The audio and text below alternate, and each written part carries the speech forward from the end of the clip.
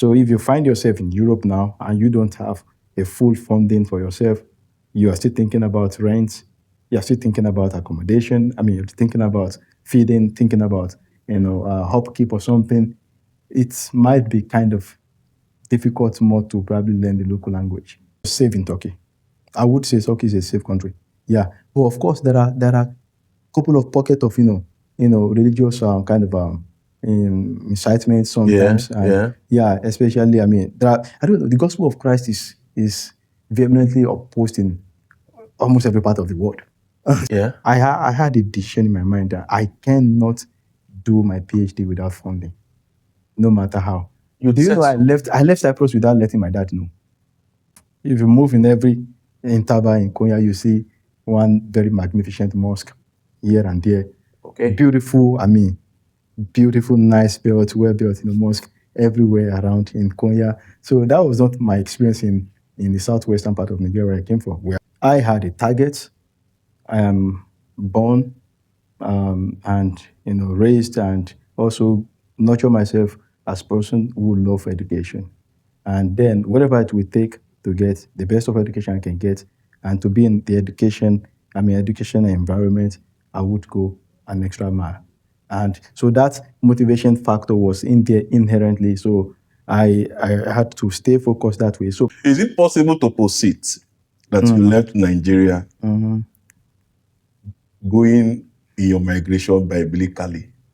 Well, I won't say biblically because I am not Apostle Paul. Because everywhere you have mentioned now has to do with an event, a place that has been mentioned in the Bible. Yeah.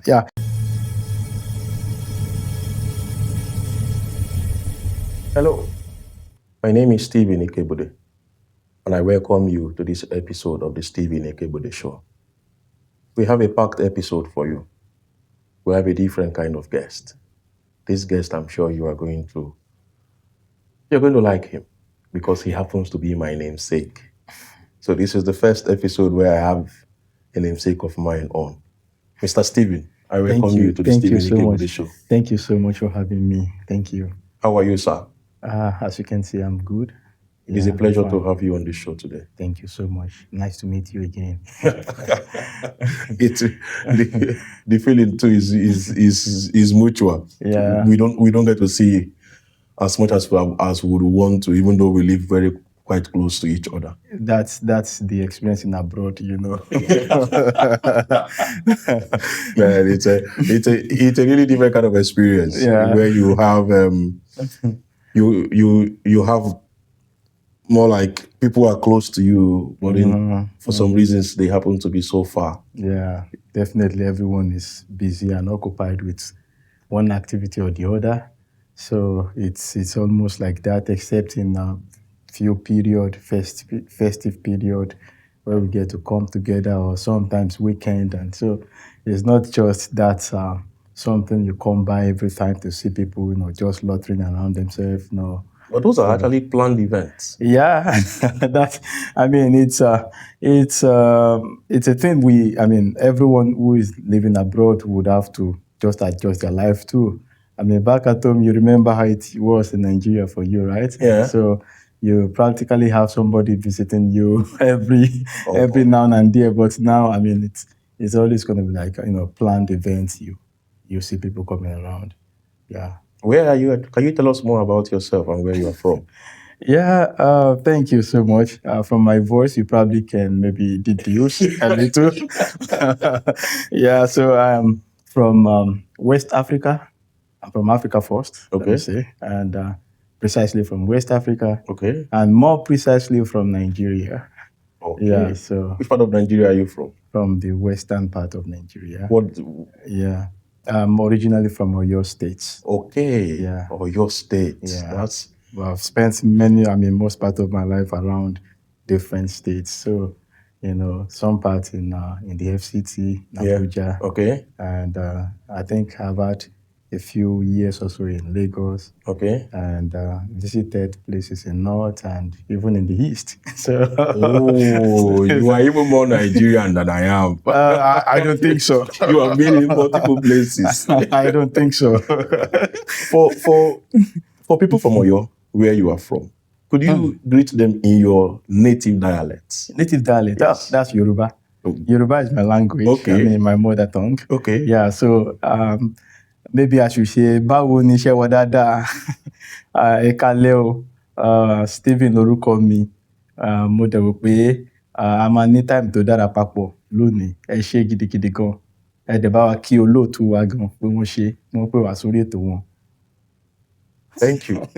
You're welcome. Èmi náà gbọ́ Yorùbá, ọmọ Yorùbá ni bí, èmi náà sọ Yorùbá, ẹ káàbọ̀. You are the real Wazobia.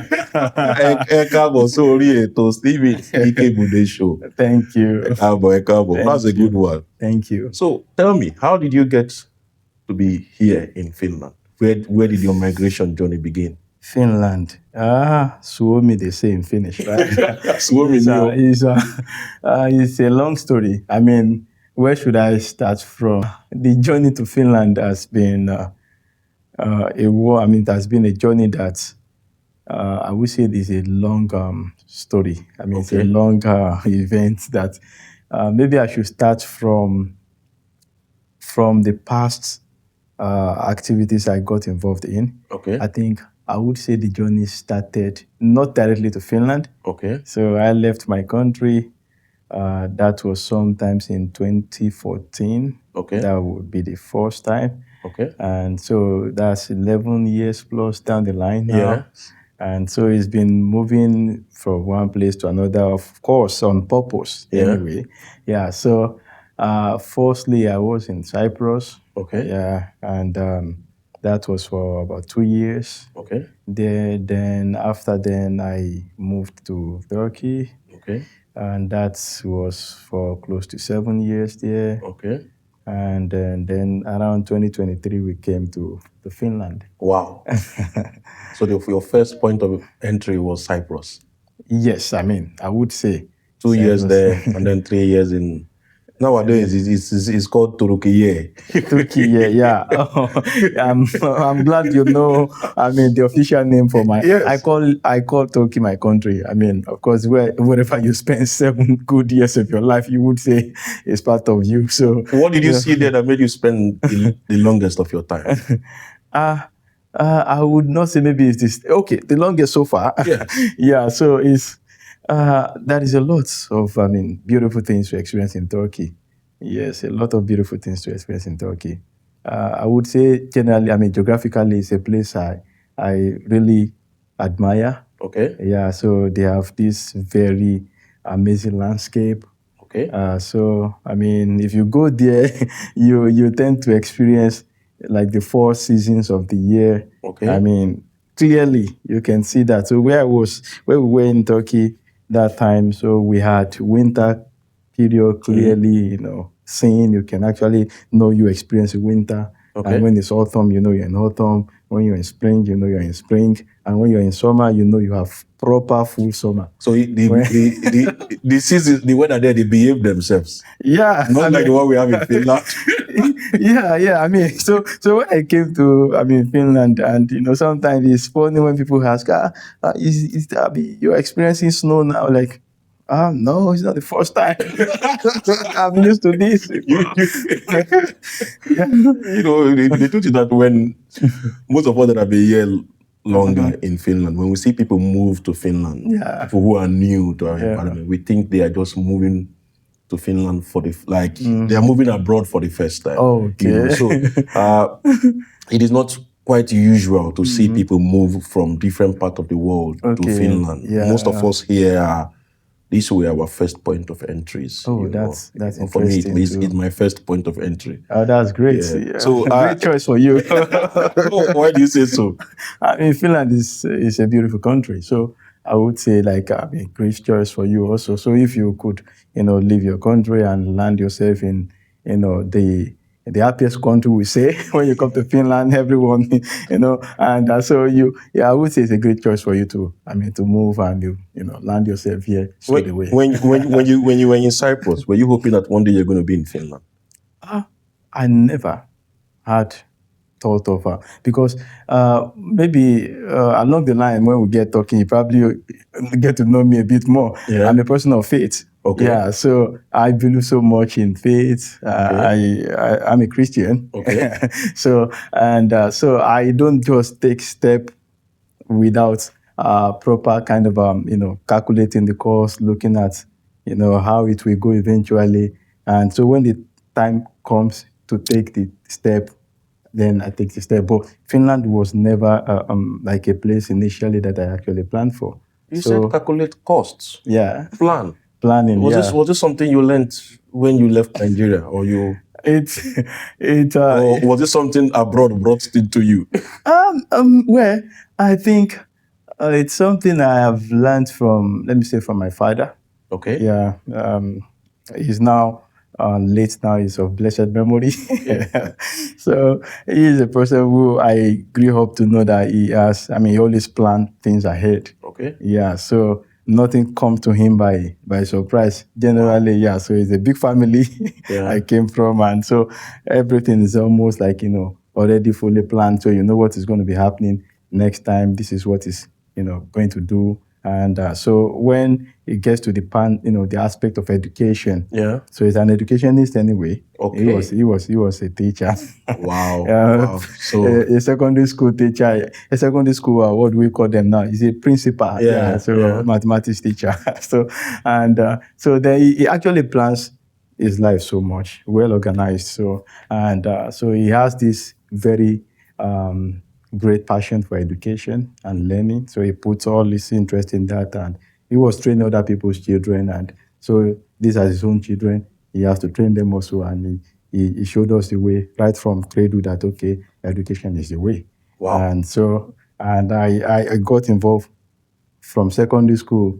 I began to, have this growing love for economics. Okay. And so I discovered that, okay, there's something I love so much about this economics. And then there's another subject that I love so much about geography. Okay. Yeah. So I could remember at the, let me say maybe, 25 years or I can't remember exactly. It's been very long. Yeah. So I had this atlas. Yeah. This world map within. So I sometimes late at night I'm still there reading the atlas. I could draw the world map and tell you which country is here, literally, off. And so I have this desire to just like visit countries around in the world, seeing them like, okay, so we have different nations around it. So I should be able to get to this country one day and the other. So it's always been something I admire. And you achieved that in 2014 when you moved to Cyprus. Yeah. So it was the first, What was the reason why you moved to Cyprus? That was also education. So I've always been in the education line. Okay. So I did my high school and my let me say the junior secondary school education in my state, in Oyo State there. And after graduating from the secondary school, we call that SSS, Senior Secondary School in Nigeria. Yes. So after I finished that, then I decided to go for my bachelor's degree. And if you're from southwestern part of Nigeria, you probably have only two institutions on your mind. OAU. Perhaps, yeah. So OAU, how did you know? so Ife was my dream university. Yeah. I had planned that, no, because I visited Ife then. When we got there, I loved the campus. It was too beautiful for me to see. I don't know how the situation is right now. Anyway, but then it was so beautiful moving around. And they're in this rainforest region, so it's green most times around. And so it was very lovely to be. So when I had to write the UTME there and everything, and I got there and they told me, no, my UTME is not supposed to be written in Ife. It has been, transferred to Abuja. I was like, Abuja, what happened? And eventually I had to, go to Abuja. So I did my first degree in economics, eventually in Abuja. Oh. Yeah, that's why I became an Abuja person. So my twin brother then continued in Ife. Okay. So he's always telling me, OAU, architecture. Yes, there is this pride that comes people who go to Ife. The same thing applicable to Unilag too. Unilag, yeah. So these are two Western great institutions. Southwestern. UI. Yeah, okay. University of Ilorin. University of Ibadan. Okay, University of Ibadan. Yeah. Okay. Wow. So you moved to do what in Cyprus then? After I finished my first degree there in Abuja, I did some work here and there. As they call it in Nigeria, they say hustling. So it was like a little bit of hustling in my private. I had a private tutorial center I was running myself that time before I finished in the university. Okay. So I could make some money, for myself. There's one experience that I cannot even forget. Put it to us. We are here for lived experiences. Why I'm saying this one, because I just remember, and I would say I want to thank God for that experience. Okay. How it feels when you work on your own and you can make the money on your own. The first money you made that is concrete, that you really see that, okay, I also labored, and, there is a reward for labor. Yes. As I say I'm a person of faith. Yeah. In the Bible, make us understand that in every labor there is reward. Yes. When I started it was one of my friends in the university states then, very beautiful woman. She's now in the US. Okay. So she was my closest friend on campus in the university there. So it was the year 2 when we were on campus. Then she gave me the advice. So I was most time, teaching people around. I was a student also, but I had opportunity and privilege to teach. I organized teaching for some of my colleagues. Yeah. So this my friend just called me, a young, beautiful woman. And we always move together. She was like, Stephen, this way now, you do this thing for free and this one. These are the things that sometimes we go for tutorial outside and people charge us for this thing. Why are you not? So she was the one that opened my brain to the fact that whatever God has deposited in you should fetch you a means of living. Yes. Yeah, there is always a talent. What is her name? It would be good to give her credit. Her name is Rosemary. Rosemary. Yeah, she's really rosy. We're still very, close friends. We're still in touch.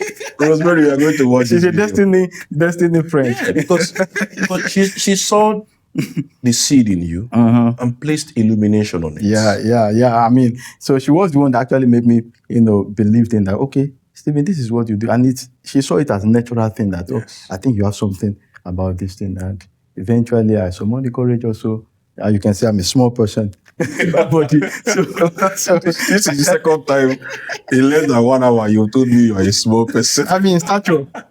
I know. But it doesn't really appear so, because the content of the body, the content of the heart, of the mind and the soul, these are the things that are that outweighs the outward signs that we see. So when you go to Cyprus, you went there for studies. Yeah. What was it? Bachelor's, master's, or PhD? Yeah, it was for master's program because I already finished from University of Abuja then. I left 2010, 2011. I had already finished 2011. How was it surviving in Cyprus as a student? That's another story entirely. As a student, being a postgraduate student, I had to mix things together. So I had lectures I was going for, and at the same time, I had to, pick up some work there and there. There weren't too many job, opportunities like that. It's a small island economy, anyway. And so population of, it was in the northern part of Cyprus, and there is a lot of historical, background to how the country is structured, how it is currently now, which I don't want to go completely into that. That's. But what did you do as a student? That's where I'm driving to now. So because of the structure of the country there's a little you could do as a student. Meanwhile, also there's also issue of language barrier. So what I did was they don't speak English in Cyprus. There are people who speak English, but they have their own official language, like Greek in the south, and in the north, northern part of Cyprus, they're predominantly dominated by Turkish. People of Turkish origin. So they speak Turkish in the northern part. So in the southern part, they speak, Greek. Greek, there. okay. So the vast majority of the island is actually Greek populated, Okay. probably 65-70%. I don't know what the statistics is right now, but at Mhm. least it was around that range, which most likely, since birth rate has always been like, a bit steady over the years. So they should still be around 65-70% Wow. Greek and maybe 30% Turkish in the Okay. northern part. Okay. Right now in Cyprus. So I was there in that northern part. Yeah. And then, so I had to work in the school. I was in a university called Eastern Mediterranean University. Okay. We call it EMU. So, Okay. and there, so I worked at a point as assistant. Okay. So you could get graduate assistantship, work to do. Okay. So I did that at a point in time, and then sometimes I supplemented that with going to do some hotel work, like tourism work. So because they have, Is it a tourist place? yeah, tourism is a major driver of the economy there in Northern Cyprus. Okay. Yeah, because as I say, it's a small island economy, and so they have this a lot of big hotels around. So they have tourist arrivals. People come there. Yeah, generally from Britain, from Germany, and generally from EU, and mostly also from Turkey too. Okay. So people come there to relax in summer. So summer is when you get to do those extras. So, and they will pay you per day. So as a person, so I will get a little payment from the university, then go to that place sometimes at night. And that's why I had opportunity to tour around the island. Wow. So as a person who loves to read Bible, I'm a Bible lover, so I read Bible a lot. Yeah. I love it, reading my Bible. And so there are events that I've read in the Bible before that I get to see where it took place in Cyprus. Wow. I remember you told us now that you fell in love with the Atlas. You have a thing for geography. Now adding the biblical knowledge and the experience, what has event that have happened biblically, you were able to see them live and direct. So I even participated in baptism there in the Mediterranean. You don't mean it? Yeah. So it was in the Mediterranean Sea, and I love that because I've seen all of these. These are things I actually want to experience. Growing up, reading all of those things. Why then did you leave Cyprus when you were done with it? Yeah, I had, let me say, I was a bit nationalistic initially. Like I had great hope for my country. What country? Nigeria, you mean? Okay. Yeah, initially. Okay. Although, recent time, I would not say I am that much enthusiastic as I used to be before. Okay. I still do my civic responsibility to the country. Yeah. In terms of, praying for the country, yeah. and wishing everyone well, and also trying to help as many as I can. Okay. As I can help. I'm limited in that capacity, but at least as much as I can do, I try to do my own, and I hope for the very best for my country. That's my origin, and I can, do away with that very important fact. So in Cyprus, then when I was finishing, it was around 2015. There, I had a couple of friends, which I would like maybe our listener or anybody who will listen to us anyway in the future. Friendship is very important. Your networking, your connection is very paramount. Nobody's an island. You can anyway. There's a saying from my mentor. My spiritual mentor. So there's a saying he used to that he has. Whatever you are today is a product of people you have met or people you fail to meet. Please, can you say it again? Wherever you find yourself today is a product of people you have met or people you fail to meet. What is the name of this mentor, please? Maybe everybody will not agree with him. His name is Dr. DK Olukoya. Wow. Yeah. That's his name. Wow. Yeah. That's it. And it's not far from the truth. Yeah. It's been long time. I've been following him for long. There are two things that attracted him to me, or that actually motivated me to, move closer to learning from him. He is a person I admire so much, in the sense that academically he's there. I am a person who loves book. I'm a person of book, and so he has a PhD in microbiology. Wow! So it was a great interest to me several years ago. I'm not talking of today, so I'm still very young, but at least I'm talking of more than a decade that he has been, a motivation factor for me. So I have a PhD in microbiology, and I took some decision at some point that I will not see myself as getting to, achieve something in my career until I beat his record academically. Oh my So I wrote God. it down, and when that happened, based on some yardsticks, Yeah. I thank God for that opportunity. So that's some, Congratulations. thank God. No, it Although I've not still met because he has a lot of accolades. He's been pro chancellor for university. Chancellor rather for university. So and he has built a university. But in terms of getting the degree himself, so I've gotten the same degree which he had, and I said I have to get what he had. Research output. I said I have to get what he has. And the way you mentioned it, we are going to take you back.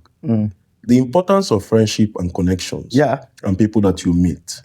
Did you see the necessity amplified in your life while living in Cyprus? Sure. Yeah. I will repeat that. Let me say quote again, according to Dr. DK. So it's, what you have today, or what you pass through today, it can be said like it's a product of the people you have met or the people you fail to actually meet.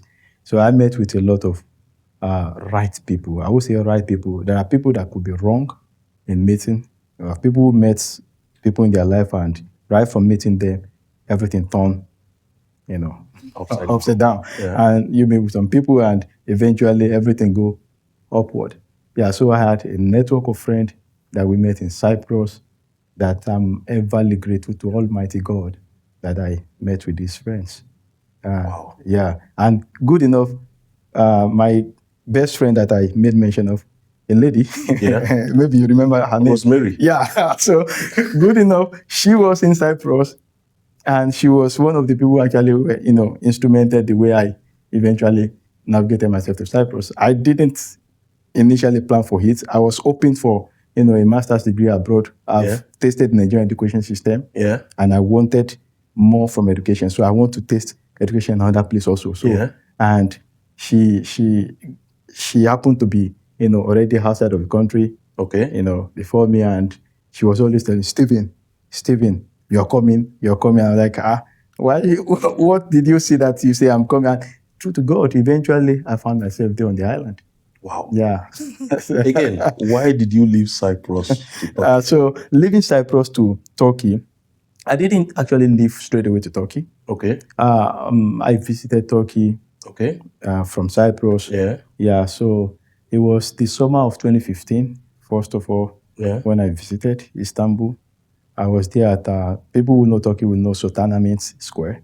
Okay. Yeah. So I was there around the place, and I went as a tourist. I had a tourist visa that I took that time from Cyprus. So moved around, met with people. The hotel I stayed, I met with some people, and so I wrote an exam there. So after writing the exam, I met with some people from Australia, and at that point in time, I was actually, planning for my PhD, how it was going to go. Okay. Yeah. Okay. And so that was when I got information about some PhD opportunities. So I took this information in.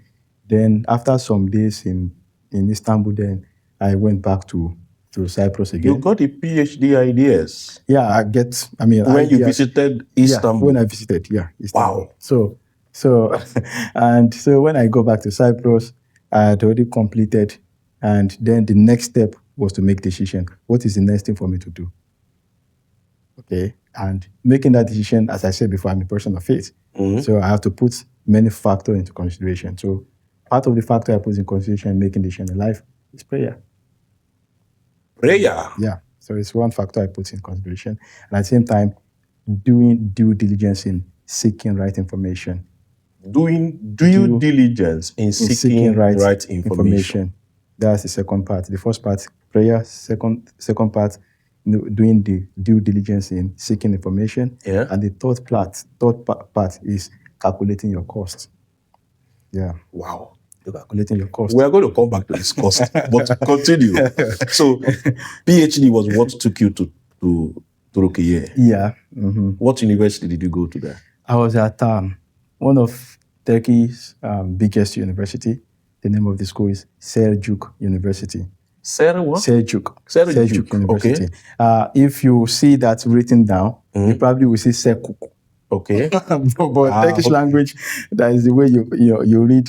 There are letters that are pronounced differently from the usual, English alphabet. Okay. Yeah, so they have this C, and they have this letter C with like a dot under. Okay. So the C with dot under, you say che.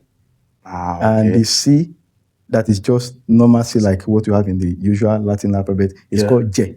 Okay. Yeah. So the C with the dot under is what my school had. Okay. Has actually. Yeah. So it's called Seljuk University. Where is it located? It's in Central Anatolia region of Turkey, in a city called Konya.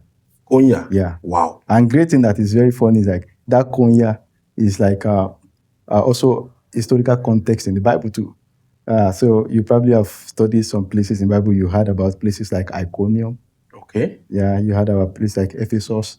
Yeah, Ephesus. Yeah. So these are all cities in Turkey. Yeah, Turkey is so it was another experience that childhood wish that also came to pass. So I had to go, and I had the opportunity of turning off these places, beautiful places to be. So I lived in Iconium region, visited region of Galatia. Galatia is like in the region of present day part of Ankara region now. Yeah. So all of those places, these are my places that I would say home to me some years ago. So is it possible to posit that you left Nigeria going in your migration biblically? I won't say biblically, because I am not Apostle Paul. Because everywhere you have mentioned now has to do with an event, a place that has been mentioned in the Bible. Yeah. Paul the Apostle, is actually called, Paul of Tarsus. Yes. Yeah. His native home is actually Tarsus. And Tarsus is in Turkey. Also, is in southern Turkey. Wow. Yeah, around, present day, I think around Mersin, region there. So how long were you in Turkey? You said 7 years. Close to 7 years. After your PhD was for how long? That's it's a long story. I took some time. Let me say I was there in study period almost close to 5 years. Okay. Yeah, but yeah, a little less than, but around 5 years. But then, I took some time, study the language too. Yeah. You study which language? Turkish language. Do you speak it? I speak it. That's my. Let me say it's my third language. My first language is Yoruba. Yes. That's what I was born with. Yes. The second language is English. Yes. And third language is Turkish. How fluent are you with the language, with Turkish language? I would say I'm fluent. I mean, to not to native level, but to topmost level of expected academic level. I taught in Turkish language at university level. You taught? I taught, yeah.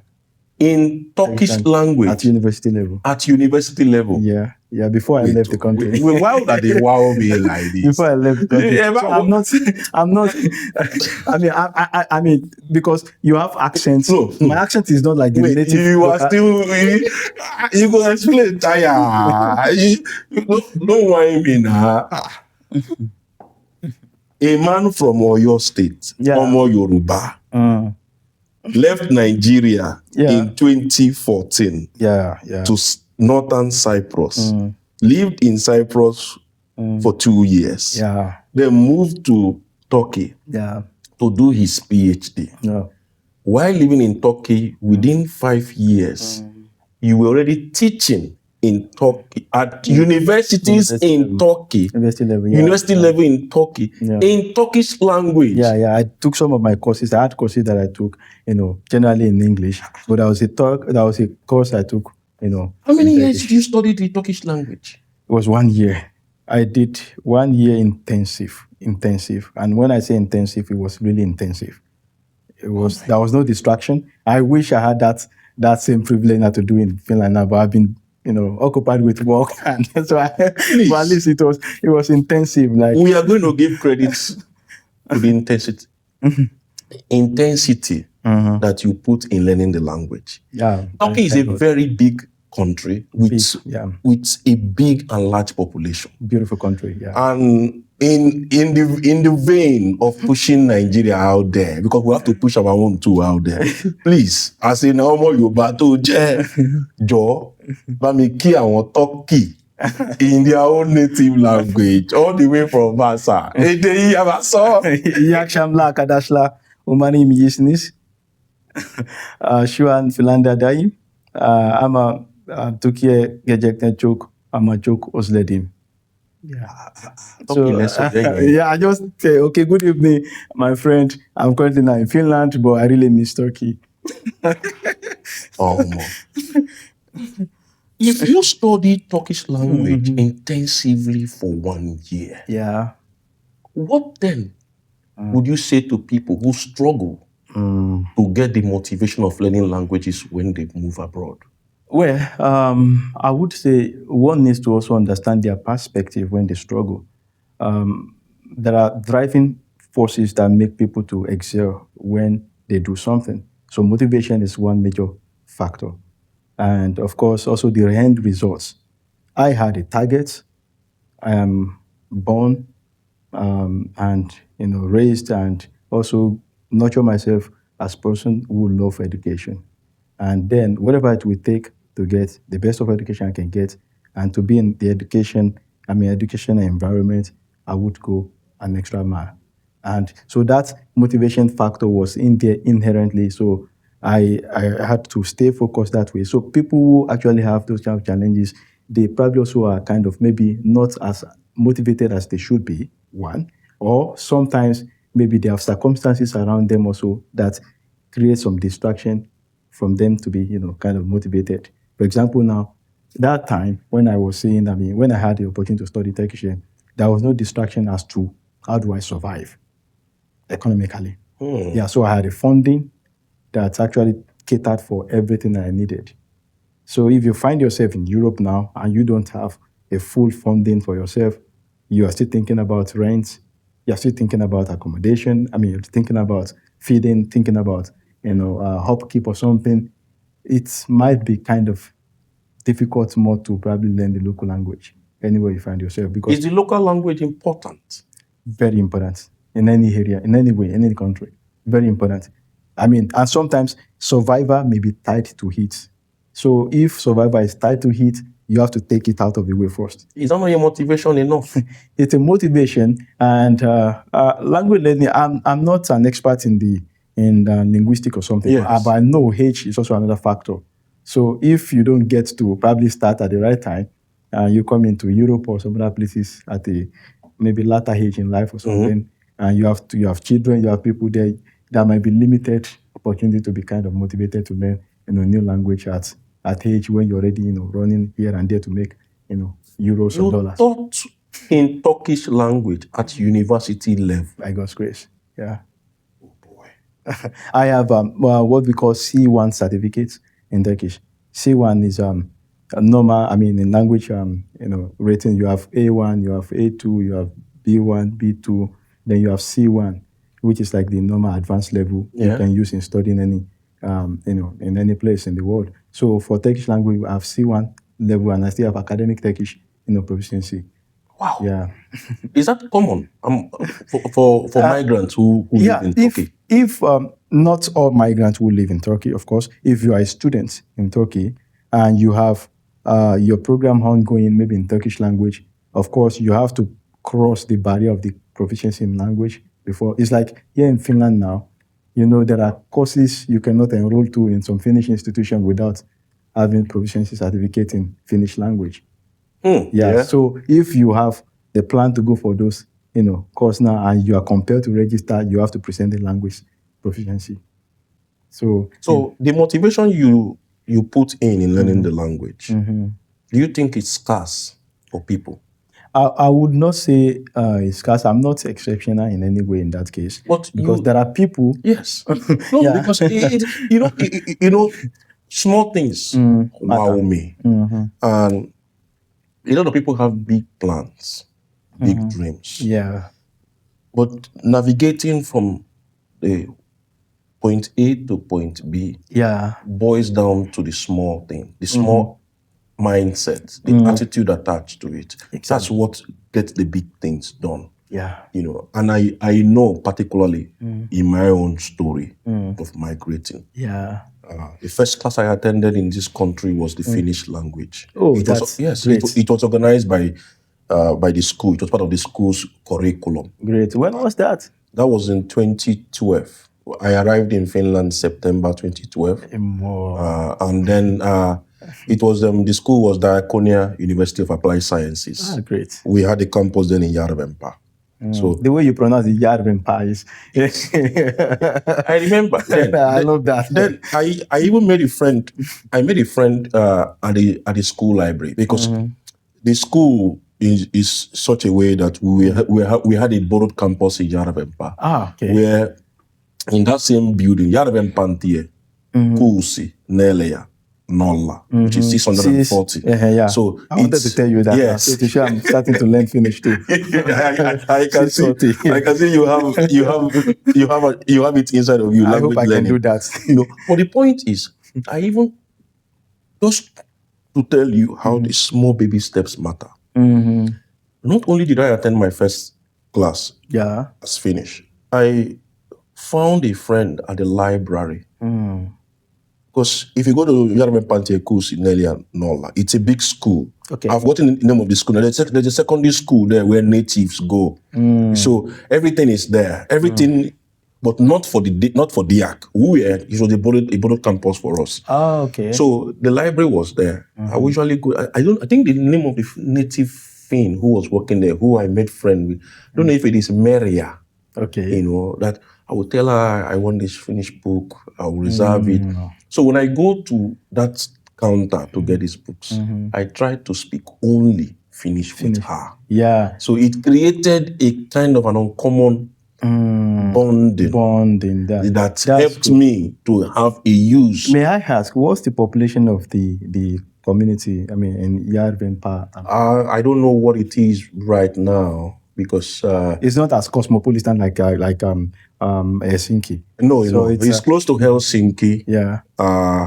Nonetheless, majority speak Finnish. It's purely yksikielinen. It's one language. Yeah. So you wouldn't find and Swedish speakers. That's another factor in learning language too. Tell me why. When I landed in Turkey, then it was in Istanbul. Yeah. But there in Istanbul is kind of like you have the case in Helsinki now. You have a place that is big, metropolitan, large area where you have heterogeneous population. Of course, everyone is mostly Turkish, but there are people from all over the world. Yes. So you still get to see local Turks that speak English, that understand English. Yeah. Of course, English is not as broadly understood in Turkey like we have in Finland. Yeah. So Finland has this different scenario to Turkey. Yeah. Because in Finland here now, you probably can get to do a lot of almost everything, even in English. Yes. Just that it's not an official language. Yes. We know. So I try to learn the Finnish language. I'm still working towards that. Yeah. But in Turkey, the place I'm talking about, the Central Anatolia region, you practically cannot survive, without learning Finnish. I'm Turkish. Yeah. So there are people, of course, students are there who are learning English. Yeah. But those are exceptional cases. So in fact, it got to a point in time where we now became like translator for most other, foreigners coming. So I see people who are coming from, and I like talking to people. So if I see you, you look like somebody African. I see, if the person is struggling or this, I come and hello. Maybe he doesn't understand. He wants to do something. I pass by, I see someone try to, struggle with one event in a place, in maybe in an office or something. So I jump there to just say, hello, what is this? So I try to communicate on their behalf and all of those kind of things. So it was a society, was a community where, language is English language usage is kind of, less compared to a place like Istanbul and Ankara. Yes. So it was a positive factor for any migrant who is learning the language because you get to, practice easily. With the local. But should I say it as a statement? Okay. Or should I ask that as a question? Either of the two. Migrants, quite frankly, consider to go to places that are easiest for them. Yeah. Is that What did you say to it? Oh, well, I mean, we have to put everything in context. Like I have always said, everyone's circumstances of living their country vary. And if you remember, when I started, there are 3 points I said: issue of prayer, issue of you counting your costs, Yes. right? So a lot of people probably, counted their costs and discovered that, okay, if they find themselves in interland areas of any country they're going to, where there are not enough opportunities, consider that maybe there are not enough job opportunity if you go mostly into the interland, and people probably don't tend to speak the language they understand, so they'll be compelled to go and be learning their language, and that can come at a reasonable cost to them, which they may not be able to afford that time. Mind you, a lot of migrants leave their country sometimes even on borrowed funds. So they may have to meet up with those funds when they are leaving. So it's different from the case of a person who had the funding before leaving. And that takes me back to the condition of when I was saying when I left Cyprus. Yes. After finishing the master's program there, I had a decision in my mind that I cannot do my PhD without funding, no matter how. Do you know I left Cyprus without letting my dad know? I bought the ticket before I told them I'm already on my way to, because if I didn't do that, he knew that I had the passion for education. So he was ready to go an extra mile to help me, push me also to get to the doctoral level. But I said, I can't put the pressure of my PhD, work, even though, because I needed a lot of money. We were charged in dollars. Yeah. So each of the courses I had to pay in dollars that time. I had, some scholarship for the master's, but it was not full. Now for the PhD then, I said, if it was not full, I cannot. So I got an offer to continue to start with the PhD, but I declined it on the fact that I can't take it up except it is full. Is that a common thing to do PhD without funding? No. It depends on where you are. I mean, even here in Finland, people can start sometimes without without funding. But of course, along the line, you're expected to get something. Okay. Maybe you have to probably fund yourself, or maybe you apply for some funding and you get that, and eventually the funding you got, was it from the country of it was Turkey? It was from the Turkey. university? There is an organization in Turkey that is like an association of all Turkish in diaspora. So and so it's in collaboration with the Turkish government, federal government. I mean the Türkiye Cumhuriyeti was called Devlet. So with Turkish governments, in collaboration with the diaspora and this thing. So they have this massive what do we call it scholarship opportunity that they give, and it's at a different level, undergraduate, postgraduate, and postgraduate level. So is it targeted towards migrants? Yeah, it's targeted towards foreigners. It's not for Turks, just for foreigners. Yeah. Wait. Turkish citizens who are abroad. Yeah. Form an association where they give funding. Yeah, it's not like general Turkish citizens. I'm talking about like it's an association of Turkish, but they are probably, for example, you talk about their maybe industrialists and major big people around. But it's a great initiative. Yeah, natives from Turkey, in collaboration with the government. Giving funding to non-Turkish citizens to study in Turkish university. Yes. Yeah, and it comes full package. Is there a condition to it? Yeah, of course. Condition that you have to study in the language? No. There are many of the programs of course that have to be in Turkish, and there's some also that's English. This thing, if you meet up with the English proficiency requirements, so you have to present maybe your IELTS or TOEFL, grade score, maths, GMAT. But it's commendable that the funding are going to even non-Turks. It's full. So when I left I could remember because when I finished in Cyprus that time, I said, okay, I was not going to take any of the offer of PhD I had that time until I get a full funding. So after praying about everything, I knew the right decision that time was to go back home. I went back to Nigeria first. Yeah, I didn't tell my parents until so I just told them, okay, I'm coming already. I had already booked my testing because I know my dad would have said, okay, he would have advised me, your dream and this one, continue there. We are going to support you. And I said, no, at this age of my life, no, I can't be waiting for support. Yeah, so I went back in 2015, in the summer of 2015. I got back home and Of course, I was still back in my base in Abuja. Yeah. Remember I said I did Yeah, my graduate, yeah. so I already had network there. So I was in Abuja, but from there, started applying with my master's already now. I know my master should fetch me some money. So, I mean, any certificate you have should fetch you something. Any certificate you have should fetch you something. Yes. And don't misconstrue me. I mean, it doesn't have to necessarily be that, it has to be maybe your field of career or something. Yeah. School is not only for learning, learning to get certificate. You learn many things. Character is there. True. Wisdom is part of what you learn. Association, networking, many things you are learning in school. So that's what they are awarding you as a degree. So once you get that one, that should open path to how you can now use that to transform to a quality living.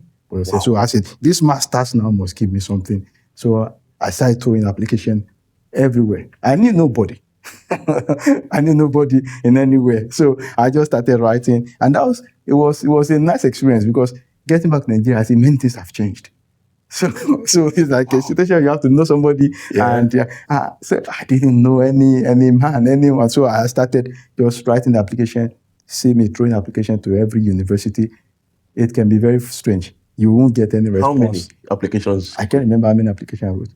So when they make an announcement, and I know I fit into this thing, I have this one. And I thank God I had very good results. It's been always claimed from undergraduates, to what's called to masters, distinction all through, and then so I started that and I started sending, and good enough, it was in your side of the country. I eventually got the job in the university in Oyo State. That you got? Yeah.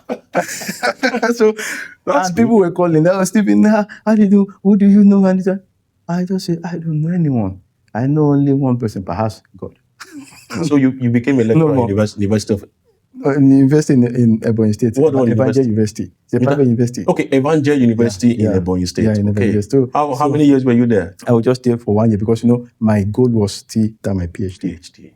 Yeah, so I cannot be distracted by whatever peanut anybody's going to pay me back. And so I was just like, no, that PhD was still my target. I have to get to the topmost level of education in my field, in my discipline.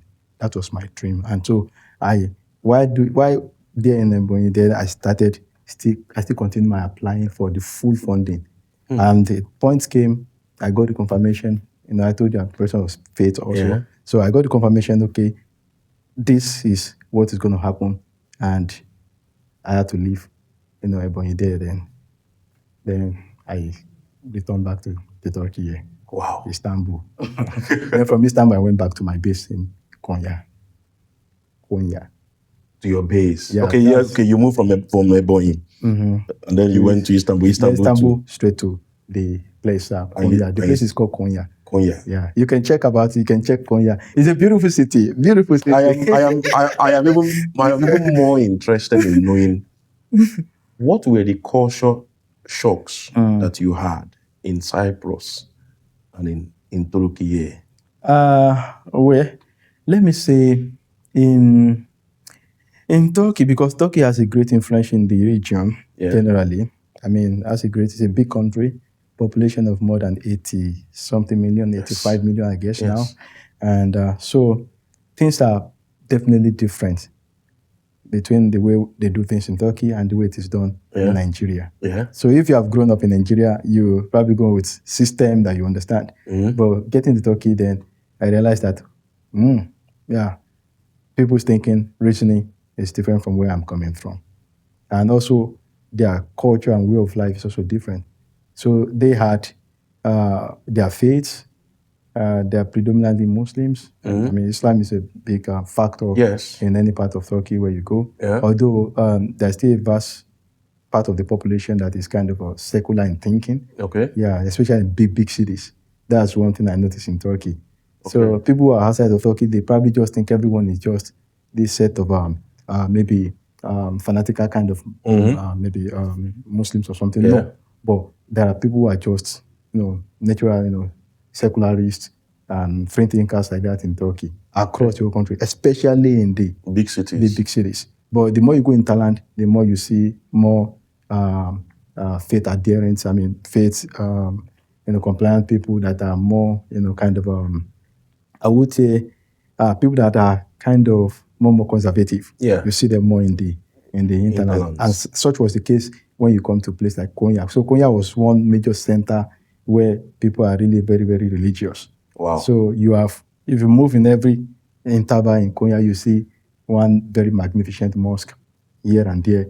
Okay. Beautiful, nice built, well-built, mosque everywhere around in Konya. So that was not my experience in the southwestern part of Nigeria where I came from. We had Muslims. I had Muslim childhood friends who are still my friends today. Yeah. Beautiful, fantastic people. Yeah. Yeah. But then in Turkey, it's a different case because now you see beautiful mosque, not like the kind of mosque I saw back in Nigeria. So they built it and of course, and then you still see the environment very clean. One thing I love talking about is they are very clean in terms of hygiene is good. Wow. Yeah, especially in Konya, as far as I'm concerned, they have good hygiene in terms of the way the environment is. So they take care of the environment well. You can check videos about Konya on the internet. So it's not something and then infrastructure wise.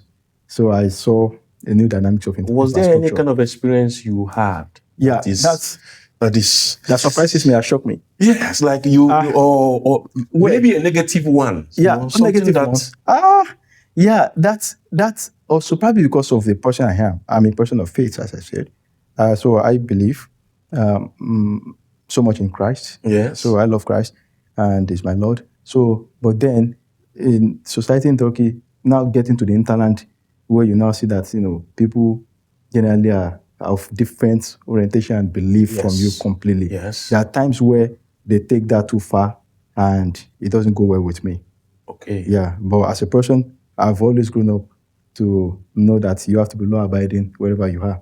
So I was compliant with their law in Turkey throughout my stay. I didn't have any legal record that is. So the Turkish government can confirm to this one. So I don't have any criminal record or anything in the country. So, but one thing I see that the only part of there's some other part of culture shock. I won't say those are negative. They're not negative. Yes. The negative one is only in that religious aspect. Okay. Yeah. Okay. Yeah. I know the government would like to say, okay, a secular state and all of those ones. Yes, they try as much as possible, but there are still, situations whereby I would say, that is not complete What experience comes to mind? Let me give you an example. Yeah. I have my very good friend, one of my best friends in Turkey. Yeah. A male friend this time around, not like Rosemary. so he was doing an undergraduate program that time. He's currently in Canada. Okay. By the way. So very good friend of mine. I used to call him my brother. He's from Ghana. Ghanaian? Yeah, he's a Ghanaian. So I love Ghanaians. I see them as my brother. So we're in the same church. We had the same local church where we gather together, we pray. And so there was a time we were coming from the church, so we just dispersed. And when the tram, the public tram, we call it in Turkish, it's tramvay. Okay. Tramvay. So when the tramvay, we're coming from the place where we're staying, it was close to my university that time, Sedgwick University. Yeah. People who know Konya will testify, they will know what I'm saying. Mm-hmm. So it's like, by the tram, you will probably stay almost an hour for you to get to the city center. Okay. Yeah, so for you to know, the Konya where I was there is a big city. So there are three regions in the whole Konya. You can think of Konya like a state in Nigeria. Yeah. Now, so you now have different municipal, big municipal, like let me call it that way. So then to the Seljuk side, to the city center, it's like almost an hour inside of the tram. Wow. Yeah. So now imagine you are in the public tram, and you're coming. It was on Sunday. Myself and my friend Gideon. Yeah. So and Gideon was wearing a rosary. You know what is it? Rosary? We call it Catholic. Catholic this thing. Yeah. So he was wearing that Catholic rosary this thing in the tram, and we're just talking normal in the tram. We're going home, going back to the school in Seljuk, and that was how that man came. One funny man like that came, and it was in Turkish language. Shouldn't check out. That means remove this. Okay. Was telling Gideon to remove the rosary. Yeah, forcefully. He was ready to enforce it that he should remove it. That why should he wear a rosary in Turkey? Why should he wear the cross in Konya and this one? Then I was like, wait, that he should leave, my friend. What's his concern about him wearing this thing? Shouldn't you be able to wear whatever you want to wear as a Gideon can testify to this event. Yeah, so and so that was one event that I didn't like at all. Yeah, I didn't like Did the that. people in the tram, did they respond or do anything or? Turkish people are lovely, generally. Like, I love one thing about them. I mean, they actually love peace, although they can be very, very, they can agitate sometimes, protest and do all. But generally, when things are getting rowdy, you have people, sometimes they are still, people are reasonable to say, okay, this is not correct thing. So people knew that what the man did was wrong. Even though, but of course, all the other people also knew they were Muslims also. But he had no impact on them. So somebody wearing Rosary, eventually for peace to reign, because I didn't know the kind of mentality he had. So who knows whether he was bearing any harm or something. So I just told Gideon, tap him. I just, okay, Gideon Bay. I used to call him Gideon Bay. Bay is like Mr. Okay. Like I say, Stephen Smears. Yes. So Okay. I say Gideon Bay, just let's let this thing, just let him go. So he put the rosary inside of his shirt. So he put it down inside. And I never forgot. I mean, I can't forget that experience, because it was embarrassing to me. Like, we're standing, in the tram. Sometimes we prefer to just stand, just, when you're talking, how it is when you're talking among your friends and you're going somewhere. Yeah. And so it's not every time we sit down. And sometimes it can even be crowded in the tram. If you've been to Istanbul before, you know how, because Turkey is... Yes, I have been. The place I'm talking about, that Konya is about 2.5 million people in Konya region. So within the city itself, it should be around 1.5 million within the city itself. But the whole Konya is about 2.5 million. So now think about that. So in the tram, it's kind of crowded. Wow. And so we're not even sitting there that day. Was Gideon surprised or It was not. Of course, he was not happy about that. It was not surprised because we knew the environment we had. We knew it. So I was, throughout my stay in Turkey, I knew so I look at the environment, because if I were in my country too, if I were to me in my country too, it's not everybody that would reason, properly. True. So I used to put things in perspective. I see where, in any way, we have extremists also in Nigeria. Did you guys at any point, at that point in time, was there any threat to your safety? No. No. It was safe in Turkey. I would say Turkey is a safe country. Yeah. But of course, there are a couple of pockets of, religious kind of incitement sometimes. Yeah, especially, I don't know, the gospel of Christ is vehemently opposed in almost every part of the world. So if you're a Christian, you have signed up for position anywhere, whether Europe or any part of the world. Yeah. Just that institutions function better and stronger in some part of the world than in some part of the wherever you go. So, but it was a beautiful society. I love Turkey. For you to speak the language, the food. Oh, don't mention the food in Turkey. The food is don't so pleasantly. That's what we say. That is very delicious. Oh boy, that delicious food. I have never seen an array of buffet that is bigger than that of Turkey. Yeah, they have. No. The question is that I intentionally do not go to Nigeria without having a transit in Turkey. No. I do, because each of the hotels. And I make sure I pass the night there. No. They try. And also infrastructure-wise, those are things I saw and I love that infrastructure. Like, they don't waste time on erecting structures. So if they tell you they're going Turkish airline, this is not an advertisement. I'm advertising Konya.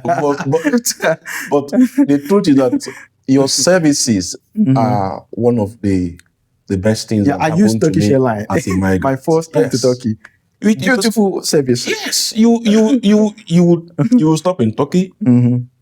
They check you in. They would even move you. They'll move you. For instance, if I travel, there is this bus service. They will pick you from there, from the airport to the hotel. Yeah.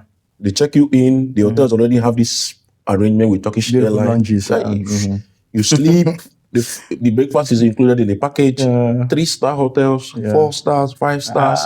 5 stars. If you see the buffet, tourism is one of the biggest industry in Turkey. Yes. It plays. Tourism is Turkey should be one of the first 5 countries in terms of tourist arrival. At least it's one of the leading tourist arrival countries in the world. Their newly built airport. It's the biggest in Europe. Top notch. Wow. Yeah. Oh boy. Bizim Malin çok ama çok büyük. What's that?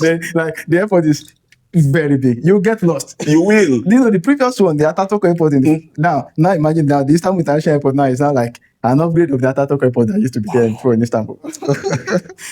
Wow. A very big, massive, world-class place. Yeah, so you get lost if you are not careful. So make sure you plan your. Do you miss Turkey? I would say I missed Turkey. I missed my people there.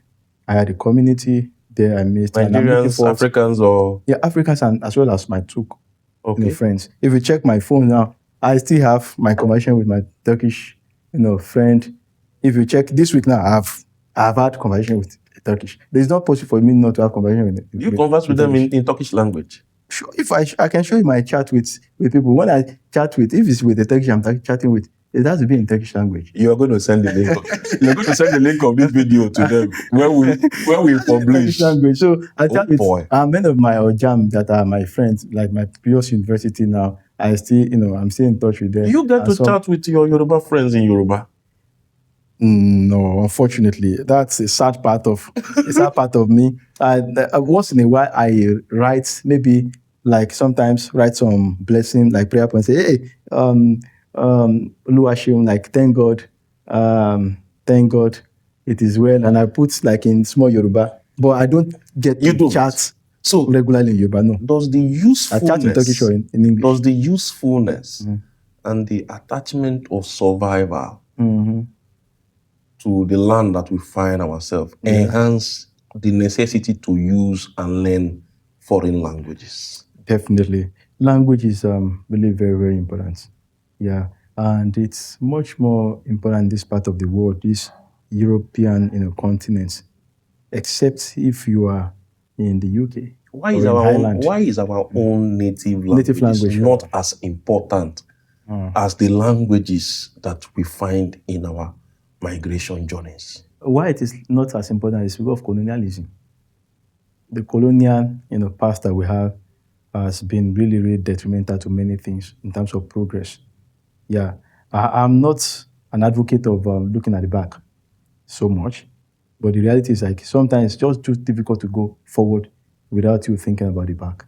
Sometimes that colonial heritage that we had that really, really, watered down so many good aspects of our culture, our lifestyles before the advent of colonialism, and it also added some positive things to us. Yeah, so that language part, I wish actually that we still have our local language. Then the setup of Nigeria does not even make things. Do we discard ourselves and our language in the pursuit of seeking what migration gives to us as benefits? Where we cannot discard ourselves, but at the same time, you will shoot yourself at the foot if if you just want to put your cultural heritage on your head outside of the country. You only spent 7 years in Turkey. And in 5 years, you're already conversant and affluent in the use of the language. Because I had a purpose for it. That's what I'm saying. Yeah. So if the Yoruba, the Igbo, the Hausa languages that we have, what kind of purpose can be attached to it, to their uses? Their purpose, probably we can define them within the context of the Nigerian society. Now, and they will still remain limited in as much as our official language is not this local language. That's in my opinion.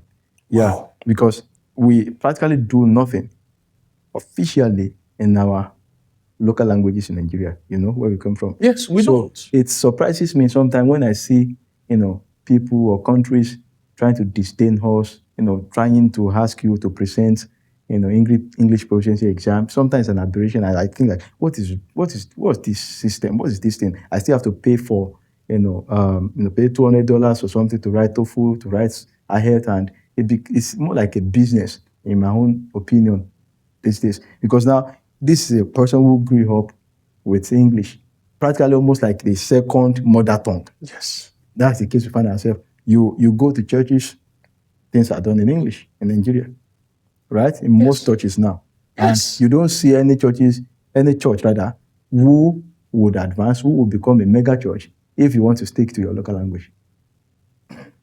Give me any church that you know.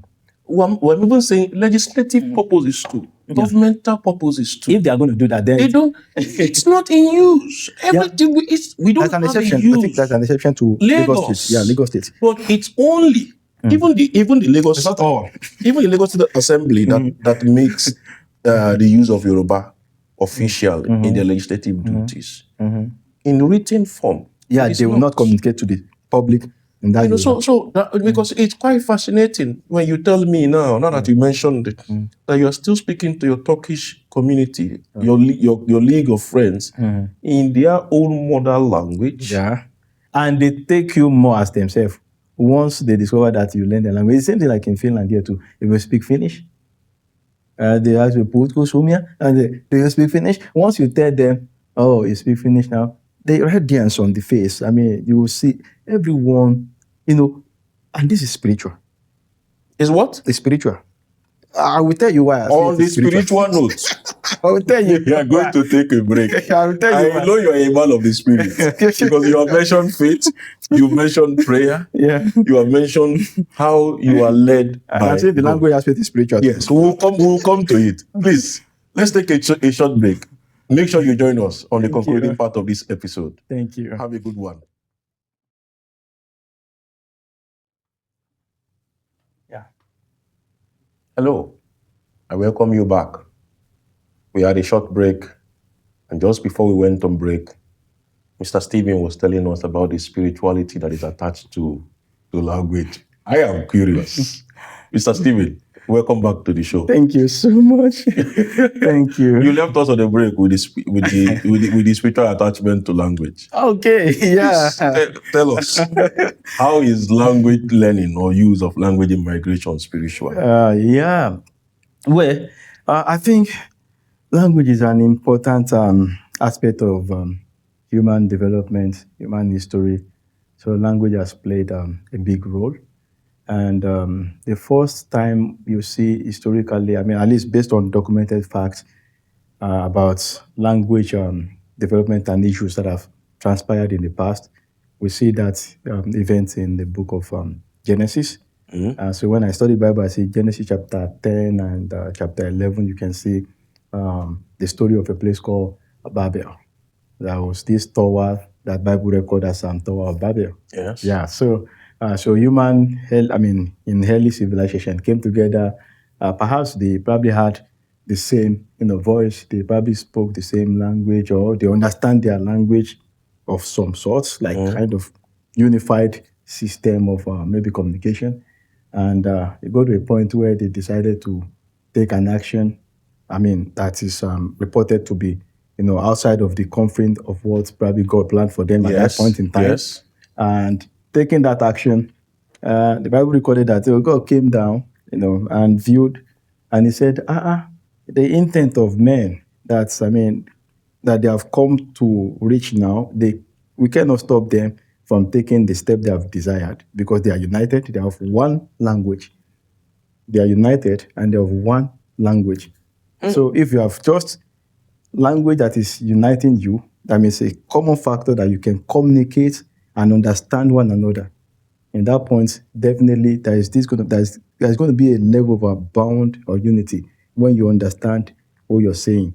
There are other factors that will come in place when you begin to relate together, but at least the fact that, first of all, you are speaking and you are having the same flow of sense of reasoning in talking, speaking to yourself, that's one important factor in terms of unity.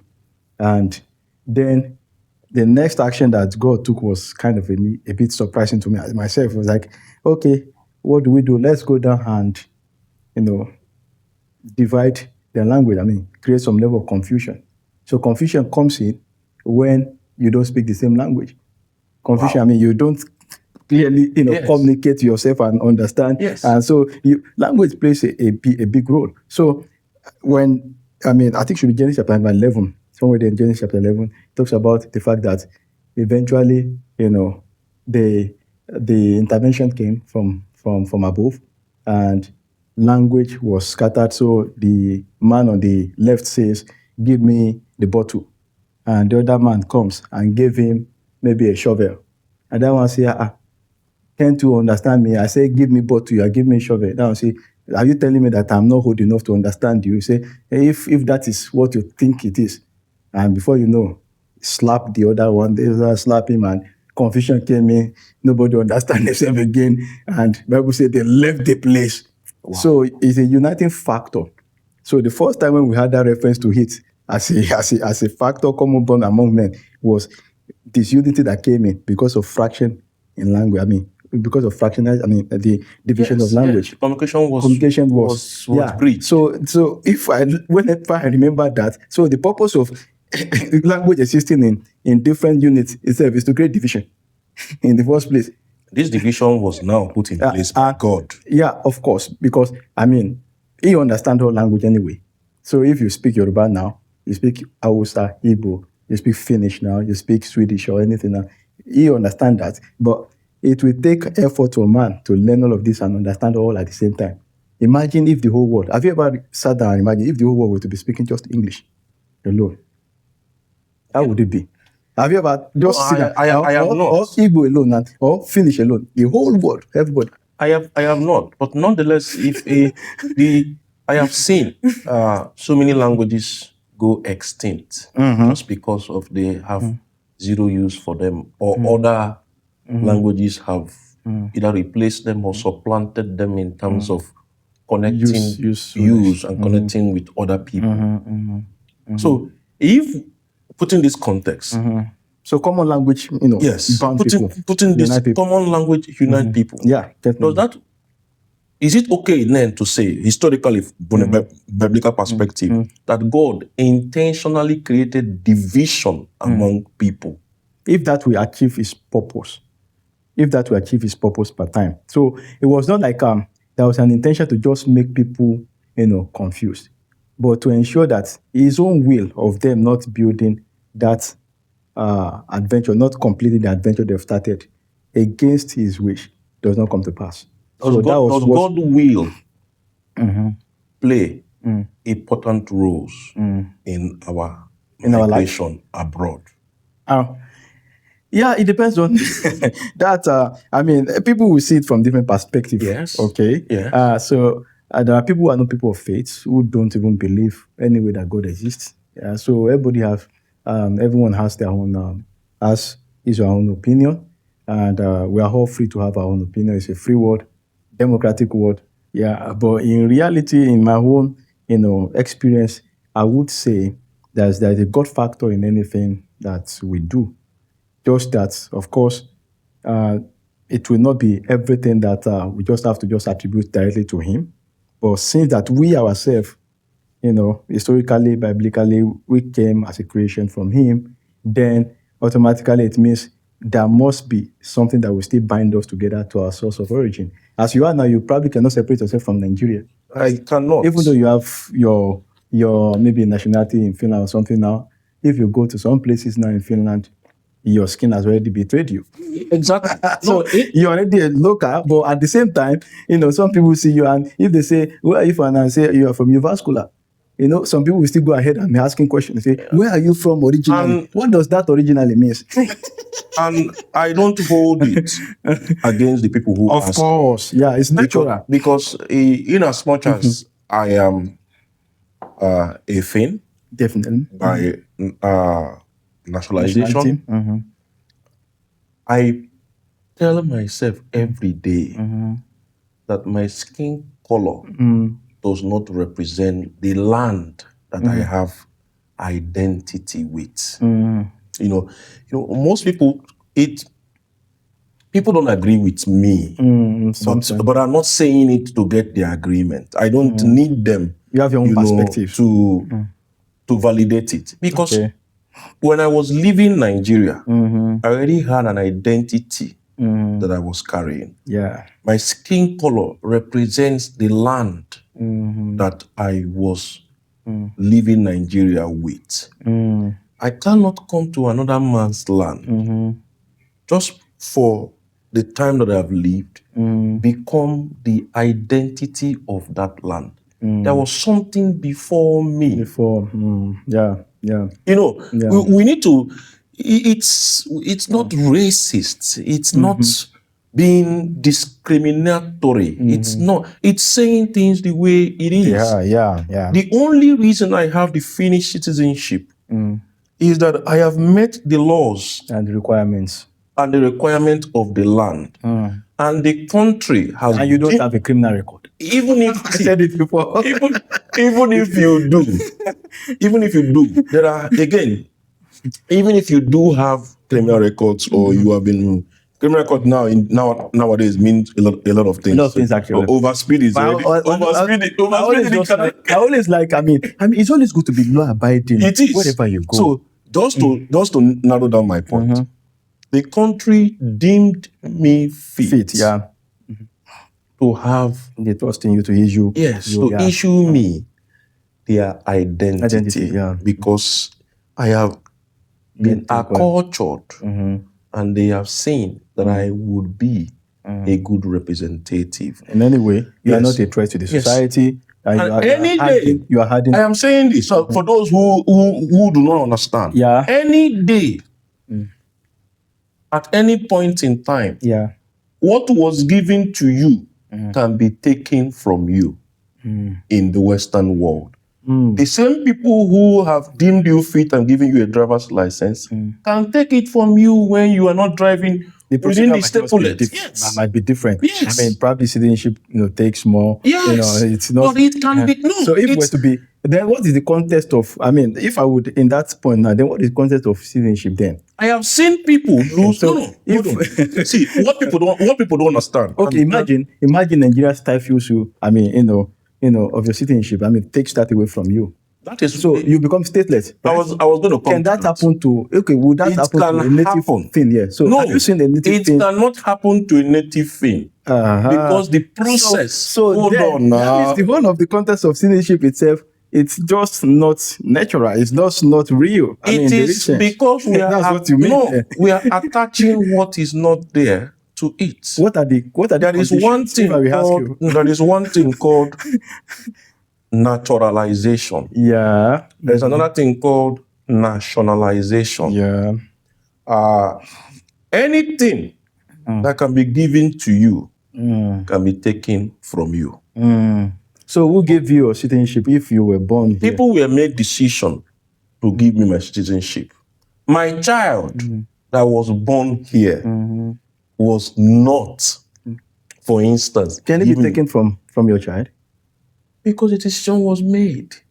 So even though she was born here, even though she was born... This is going to be another discussion. This is now becoming like, some kind of philosophical thinking now. Now, if it's going to be taken from a child who was born right here, other children who were born right here, what makes them different from your child? Just the DNA or the color or just the ancestry alone? Did they make the decision before they come to the world? Can I play the tape for you? I'm just asking. Yeah, I know. I have my perspective on yes. You see, I do not place a lot of emphasis on citizenship and on the permanence of it. Because it's that way it helps me to see it clearly the way it is. People have set it as goals, lifetime goals to have it. And it's a good goal to have. It's a plus to have. Status incrementalization is a good thing. It positions you for better opportunities. And that's another thing that, I also have a spiritual view about that too. But you probably may be kind of like, this Stephen is funny. Yeah, kind of funny in some aspect. Because the question is, where did you sit down to decide where you will be born? Where did we sit down? Anyone was remember how we got to this? The whole system of world having nations itself is some idea of where did it come from? Where the language came from, which is where you mentioned about the spirituality. Yeah. But if you got this spiritual with your migration, all your steps, according to you, were ordered by faith. Your prayerfulness and your inclination to... What brought you to Finland then from Turkey? Yeah, it will still be in line with my career, let me say, paths. Yeah, okay. So if I will answer that question in short note, I would say career brought me to Finland. Okay. Okay. And beyond career, there are other factors that that I would say I also consider. Okay. Right? Yeah. Generally, I love the concept of rule of law so much. Okay. It's a thing that if I had my way, I would always love and wish that all African countries, including mine, will grow with a speed, that is reasonable enough to reach that level where, rule of law takes a very important position in our society, where everyone. So I love, anywhere in the world where there is prevalence of Rule law of law. and rule of law and order, I would love it. If there's any place in the world where, and if you see this Finnish society, for example, now, it's a society where there's a trust, there's this good trust in government, at least relative to any part in the world where I've been to. Yeah. So You mentioned that So- Konya yeah, in Turkey is clean. yeah, Konya is clean. They have a stable, Infrastructure is there. yeah. Yeah, But you it's still left clean. Finland, I career-wise, and the rule of law. Yeah. When did you actually move from Turkey to Finland? 2023. Yeah. So you've been in That- Finland now for 2 years. 2 years plus now. Yeah. What is one difference that you've seen between Finland and Turkey? And Turkey, yeah. Yeah, that's, I would say, in terms of one difference, there are many differences. So, yeah, there are many differences I've seen. Yeah. Number one, the cultural differences. The cultural differences there. Okay. Yeah. The culture in Finland, at least where I reside here, in Vaasa region here, Yeah. it's completely different from the culture there in Konya, where I'm coming from. Yeah. So I'm coming from a place where the culture is vastly shaped by faiths in terms of the faith of the people. Yes. So Islam shapes a lot about The culture. the attitude Yeah. and mindset of people there. And here it's a bit different, completely different. Yeah. So we have religious people and you have completely Non-religious. non-religious people. Even if you are non-religious in Turkey, you practically cannot say you are non-religious, but there are some aspects that you have no choice. For example, let me give you an example. When we had my first child, Okay. yeah, it was in my two children by God's grace were born in Turkey, Okay. and funny enough, they have Turkish name. They have just in Nigeria we have 3 names in Nigeria, right? Yes. You have your father's name, Yeah. which we call the last name or the surname. Yeah. Then you have your middle name and you have your first name. Yeah. Generally, Yeah. over there in Turkey, it's always first name and last name. They usually have just 2 names. Okay. Yeah, That's the norm there. Yeah, that's the norm there. So Okay. people hardly you see people having 3 names. So if you see somebody Ahmed, or you see somebody maybe a lady, let's say for example Zainab, or you see a lady, let's say Shema. Shema, and maybe the last name is let's say Ostuk. Now it's just Shema Ostuk. But if we're to be Nigerian now, you're going to see Shema, maybe Zainab Ostuk. There will always see 3 like that. So my children now they have only 3 names that way. But I came from a place where I have only gone on how many numbers of names I have. Your grandfather will give you, grandmother will give you, your uncle will come and say, I like this boy's head. Give him one name. Akraba in Turkish is a relative. One relative will come say, I like this boy's leg. Okay, give him, leg befit you. Everybody just give you one name or the other. So you have plenty of names. Yeah. And that creates problem for people. I've seen a lot of people, they have to be going for court affidavits. They put one name when they were in junior secondary school. When they get to senior secondary school, they had one prefix or suffix to the name. Before you know, there's complication. So, but for my children now, they have only just last name, that's surname, which is my family surname, Onifade, and then Daniel. Then you have the other name, which is like Turkish name. They don't have a Yoruba name. I would say it was a combination of Yoruba and Turkish. So it's a name that only him bears in the world. No other person has that name. Ola Dennis. So it's the first time he was registered. So my son had a name that is very strange on his passport. So it's Ola Dennis. Ola in Yoruba is like wealth. Yeah. Dennis in Turkish is sea. So it was a name I created myself as Sea of Wealth. So, and it's there on his passport. And Daniel, then he has no any other name with my family. That's just the name the boy is. You combine Turkish and Yoruba. And I'm glad I did that because that's, even after leaving Turkey, so I always have a reference point I can remember maybe in the future. I mean, I don't want to forget all my experience in Turkey. Wow. Yeah, so I don't want to forget. Yeah, it's Turkey, it's a big part of my really have yeah. So I don't a want to part forget. of your heart. And even my second son also. And where I was driving to, they were born there. And I could remember when we went to, there's a place they call Nufus. Nufus is like population, like DVV here. Yeah. You know, you register if you have new births Yeah. and all those things. So I went to Nufus. Nufus means population, literally in Turkish language. Okay. So we went to register my newborn. And when we go there with my wife, and they asked me a question, I was very surprised. I was filling the stuff, and they asked, "What's the religion of the child?" That was the first time I heard that kind of question. You're asking me religion of a child? So I laughed practically in front of the woman, and the woman looked at me and was like, "Why are you laughing?" We were speaking Turkish, and then the Gulusun, why are you smiling? Why are you laughing? I said, this question, it shouldn't be asked to me. It should be to the. I said it should be to the boy. It's the boy that we decide. I can't say this is his religion. You know, I said because the boy cannot. I said this boy is too young to know what this is. So we make a decision when he grows up. That question should not be part of what I should register in the.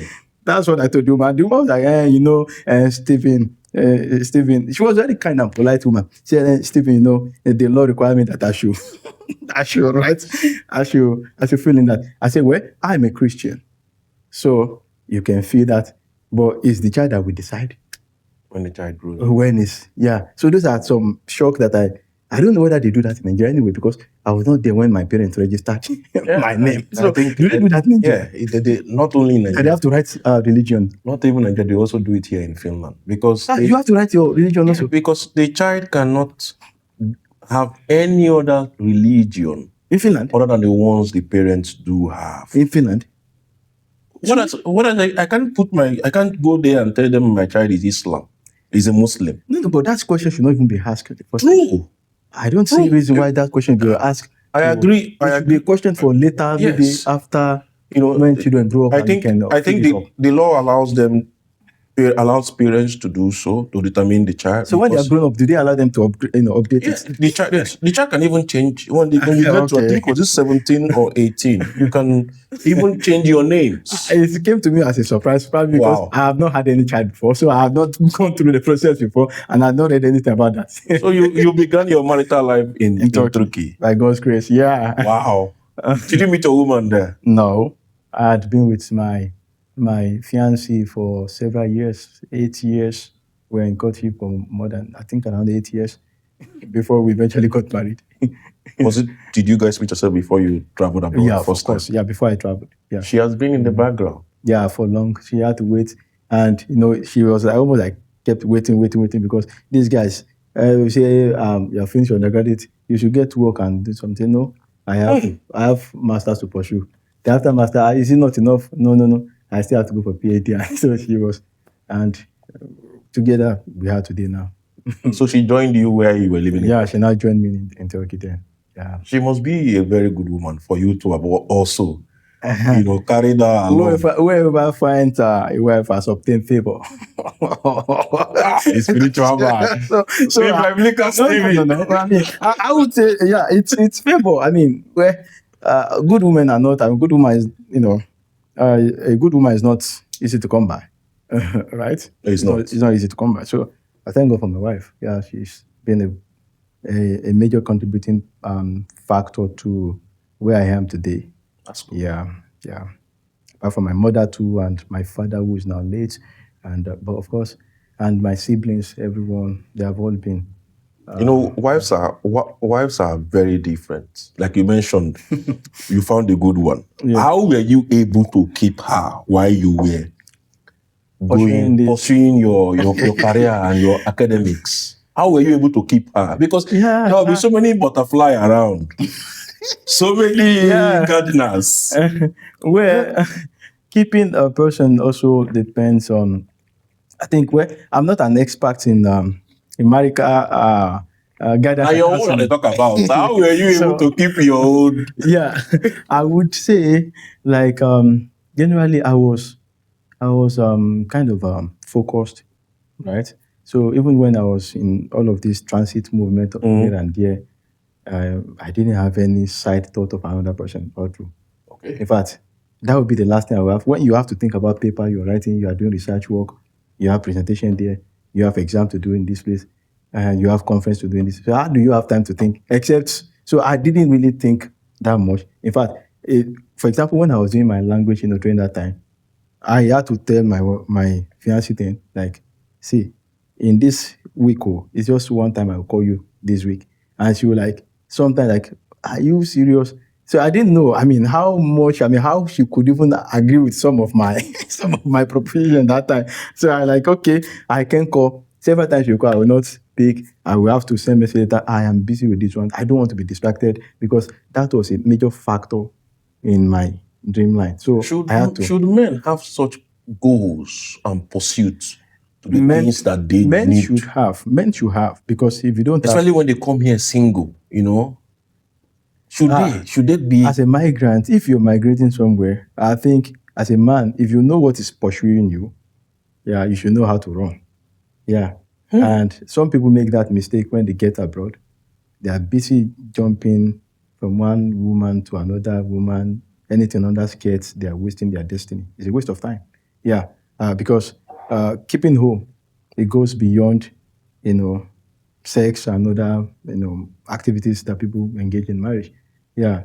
It has to do with maturity, thinking, and responsibility.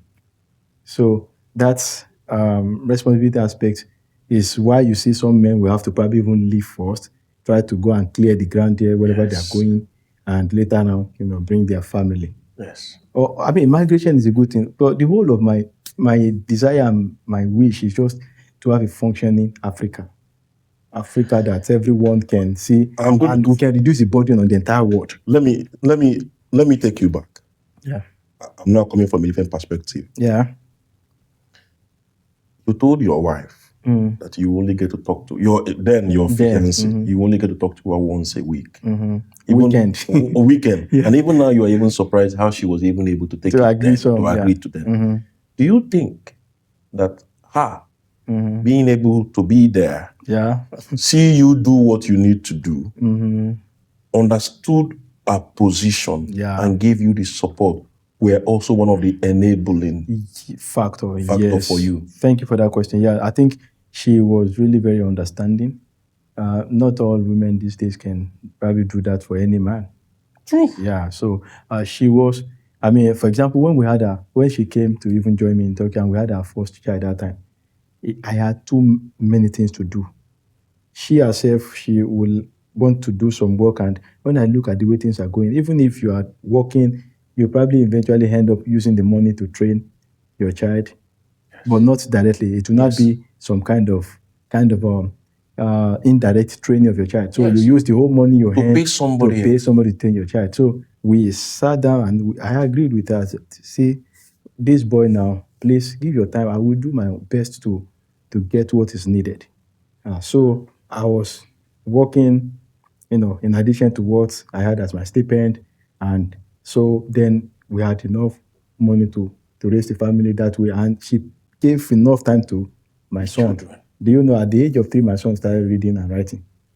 As we are speaking now, he reads. So he's the one that reads for us in what's it called? When we do our devotion, morning devotion. So if you check on our YouTube channel, you can see some place where my son was reading at the age of 3. There, you are going to send me the YouTube link to our YouTube channel. Okay. I'll put it in the community section of the Stephen Ikebude Show, so people can also follow her. Thank you. Because a lot of the times, the Western world and the necessity of migration creates this 2-parent income. Yeah. And then it puts a toll on the amount of care children in those households get. Yeah.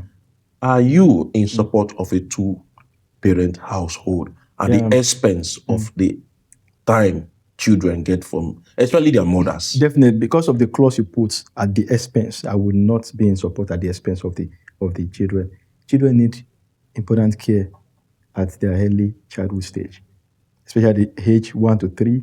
In my opinion, is very, very critical.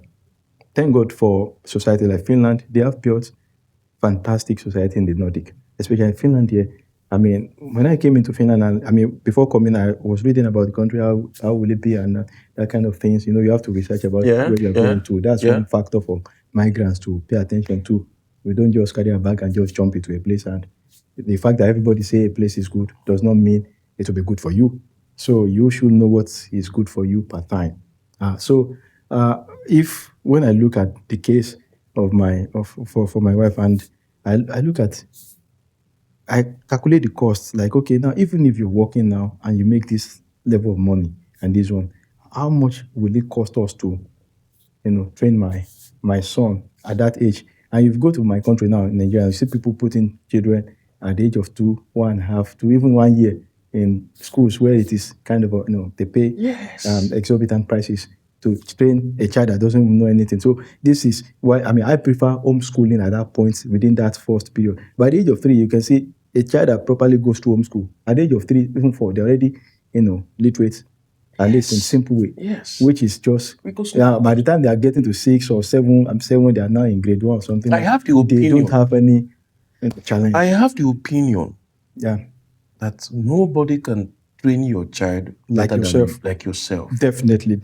And as a mother, in that natural role and your capacity as a caregiver, why do we find it quick to have such roles to strangers that we don't know that we're going to even pay to do so? Yeah. There are sometimes circumstances in countries also vary. Like in the UK now, I think the system is a bit different. Now in Finland, you have a early childhood education system where, I mean, that's one thing that is really very nice about, Finland as a country. I'm not sure of other places where they operate this kind of daycare system where you can put your children and you can have rest of mind. I mean, even when you're going to go to work. So you have, but then, like for example, in Turkey that time, you, as a foreigner now, you probably have to put your children in some private places. Yeah. So if you want them to continue maybe in English. So if you're going to do that now, private education centers are much more expensive. So a single fraction of your income will go to that. Wow. So yeah, but if both of you are like high, skilled labor and you can get, reasonably good amount of money, then you probably can still go ahead with that. But the touch, the personal, contact, the personal bond the child needs to build up at that early stage may not be there immediately. So you and most people in that career line now, they come back home also, they are probably already exhausted. They don't have enough time to stay. And if the father or the mother happens to be a person whose job requires traveling and with very lengthy, busy itinerary, then in the long run that can tell also on the. Does that affect the number of children that migrants have in their migration journey? You mean before they left their country, or why they get to their destination? Yes, and then the two of them need to be at work. Yeah, that might be a factor depending on the country, as I said again. Now, in a place like Finland, I think the case is different.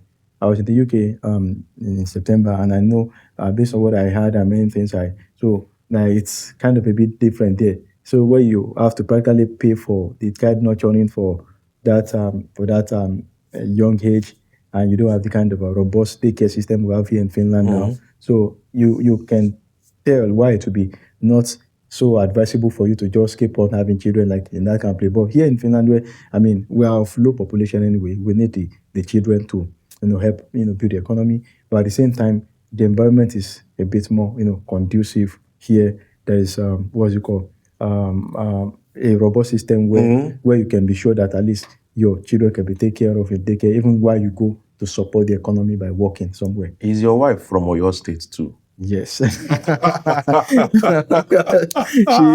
She's you went back home. You She was actually my friend. She was my friend too. Like I would take her as friend. Let me say as friend. Like it was. At what point was she your friend? Since 2008. Since 2008. Where did you actually meet her? It's a friend's place. Let's not go to that answer. I'm not in a friend's place. We're not going to go there. I just, when people migrate, yeah, they meet a lot of people. Yeah. But for you to have gone back home, Yeah. back to Oyo, Yeah. my brother, you get what you see there. No, was commitment, and I just see that I don't have to give my word out without following up on your word. Yeah. So if I give my word, I should stand by it. You gave her the commitment. Yeah, I've already told her, okay, when we started our relationship, it was not an ordinary boyfriend. I thank God, early in life, my eyes opened to many things. So I began to understand that consequences are there for any action you take very early in life. I will thank God for that. And so those things gave me the benefit, or let me say the advantage of taking right decision at some point. So even when we came together, as fiancé and fiancée that time, so when I was leaving university at 400 level, she was just in part one in the university. So I was leaving now. I said, see, I am leaving now. I pursue my destiny and this one, but you are still in my plan. Yeah, so 2008, yes, you left, yeah, you went abroad. yes. 2014. We didn't get married until 2018. Come on, man. So how many years was that? 2008 to 10 years. Yeah, so we did. She was there before you japa. You came back. Yeah, went back when and went and you got a job in a Boeing.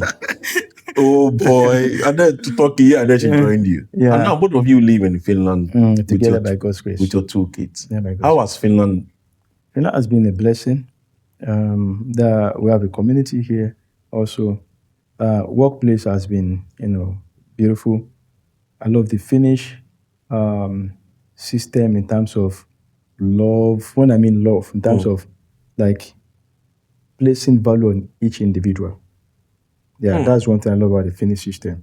I like a system where everyone is human. Yes. What I mean by human, in the sense that you will not be just sidelined just for maybe where you're from or just as background.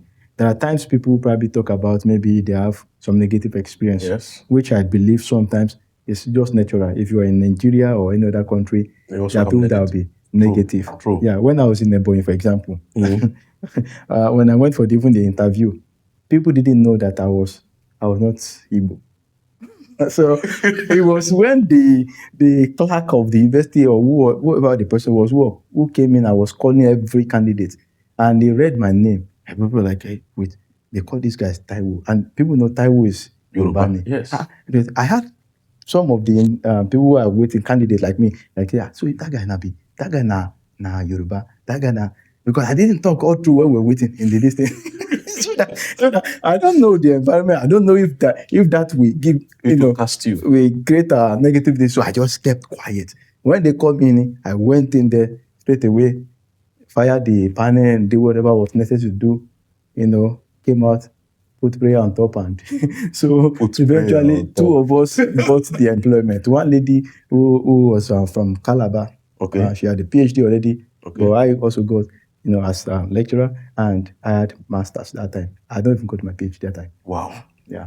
No, I didn't know anybody. 2 years Yeah. you spent, about 2 years you spent in Cyprus. 7 years you have spent in in Turkey. Close to now 7. 2 years in Finland. Plus in Finland, that's So 7 to about 2. Yeah. That's 11 years. Yes. Who is Mr. Stephen now? Yeah, I would say now I am the same person I used to be. Stephen Onifade is my name, and I'm currently at the moment here at the University of Vaasa. I'm an associate professor of energy and environmental economics. Okay. Yeah, and so I joined the University of Vaasa in 2023. Okay. Yeah, that's where I work presently now. Yeah. Wow. So I have a great team in the university there, led by awesome, nice people.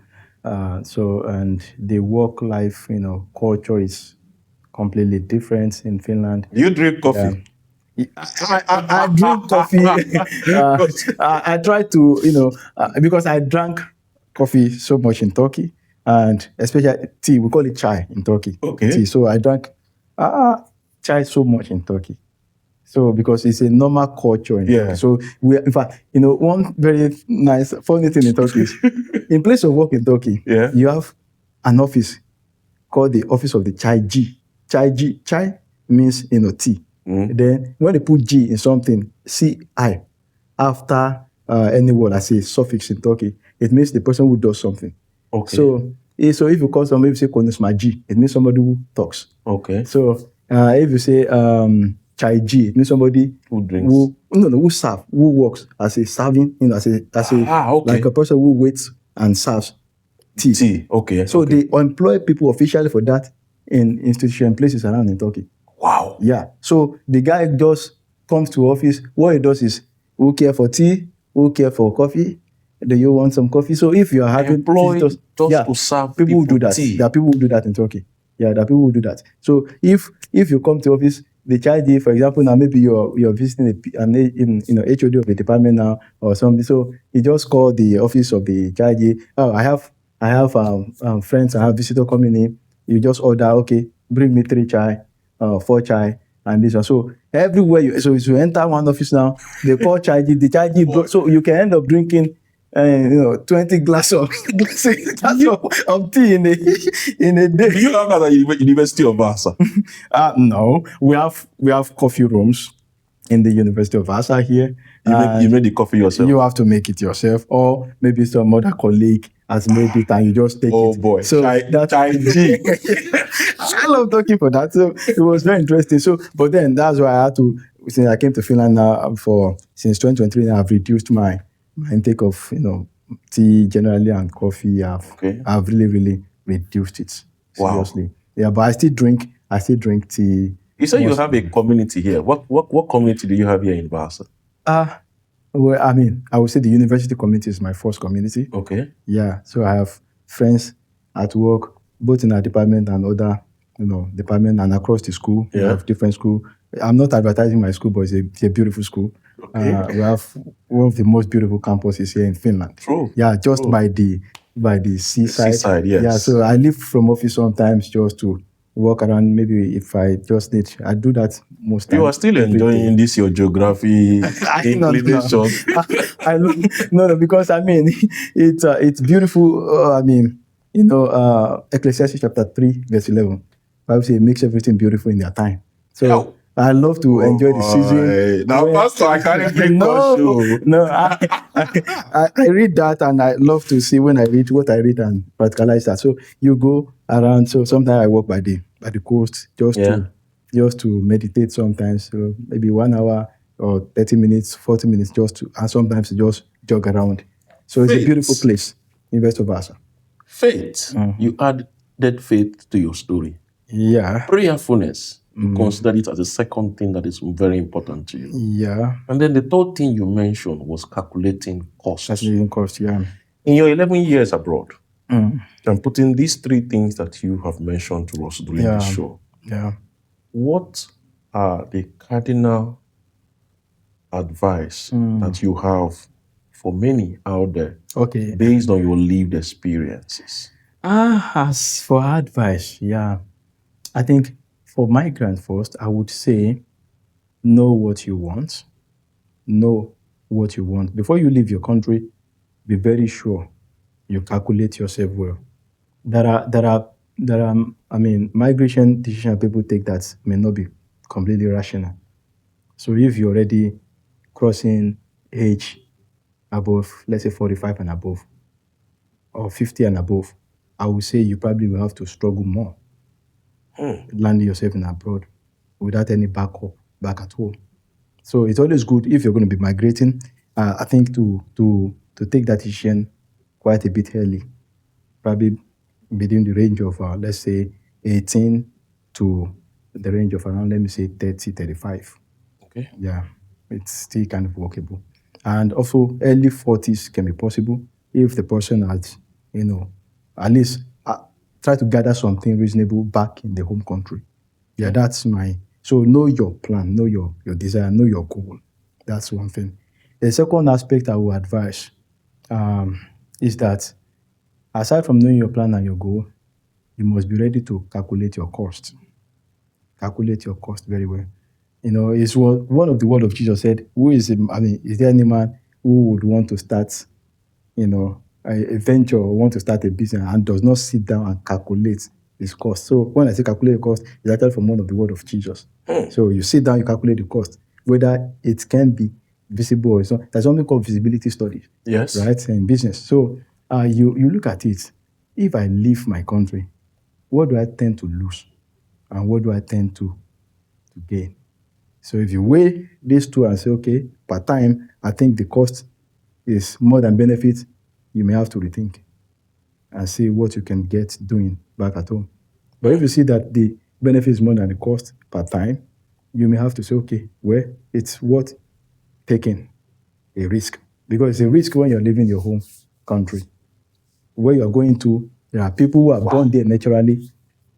So you are going to a land of competition. Nobody should deceive you. Yeah, once you step out of your country, you are saying that I'm stepping into competition. That is just it. Because if anybody is stepping into your country now, they also are stepping into some level of competition. And the world is not a fair place anyway. I have not seen any book in the world that I've read so far that say the world is a fair place. So it's not a fair place. Governments are everywhere, structures are everywhere, but it's we that we decide as humans to make it fair to ourselves. So I would advise people who are thinking of going or leaving their country, look at the cost, look at the benefits. What is driving you to go? Is it just the syndrome that everybody is going, I want to go? Do you know, as I said, I didn't have any plan for Finland, but anything I would do would still have to be in line with my career pursuits. So, and the aim is to get to a level whereby even if I'm not in any country I still find myself, I can still be relevant and useful, at least to contribute to society. That's the aim. So if I'll be in Canada, that I should be useful to Canadian system. So if I'm not going to be useful there, of what use is being in Canada? I can as well just go and stay any part of the world. True. So if I'll be in Nigeria now, I should be useful in Nigeria. So if I find myself as a person living in Nigeria and there's no any value added for me to Nigeria, so why should I be there? Every sentence. You understand the idea? I do. That's the mindset I actually. It's a good mindset. Actually had. So I believe I would really advise people now, wherever you are now. I mean, do you have any contribution? Do you have any purpose of being there? Even immediate people around you, have you been contributing to their life? We don't live our life just for ourselves alone. We will be a sorrowful man who lives just for himself alone. To be a sorrowful man who will live just for his own pleasure or for his own goal alone. That should be the societal impact, people impact, community impact, immediate family impact. What do people hold you for? Do you understand? So, and I see that, in Finland, there are a lot of opportunity here and there also. Of course, a small country in terms of economic size, but notwithstanding a society that is law-abiding, generally, rule of law is in here. So I still go back to that point of rule of law. So, and I hope we can build an African society in the future. That's the desire of any true scientist, any true researcher, any true person who actually love progress and goodness of his people. So I really wish, and I'm designing, I'm hopeful that we can later build an Africa that can also be at par, that will not be discriminated against any other, continents in the world, where we are, in every place, also so where too. Europeans are, Asians are, and everyone can get. But of course, the world is not a fair system. The world is not fair. A fair place. Yes. So it is we individually that we have to make it, fair to ourselves. To give you accolade and to commend you personally. No accolade. No. You don't have to take it from me. I will give it to you because, again, I have noticed it. You moved to Finland, career, you mentioned. You are working in a place where Finnish or Swedish language is not needed.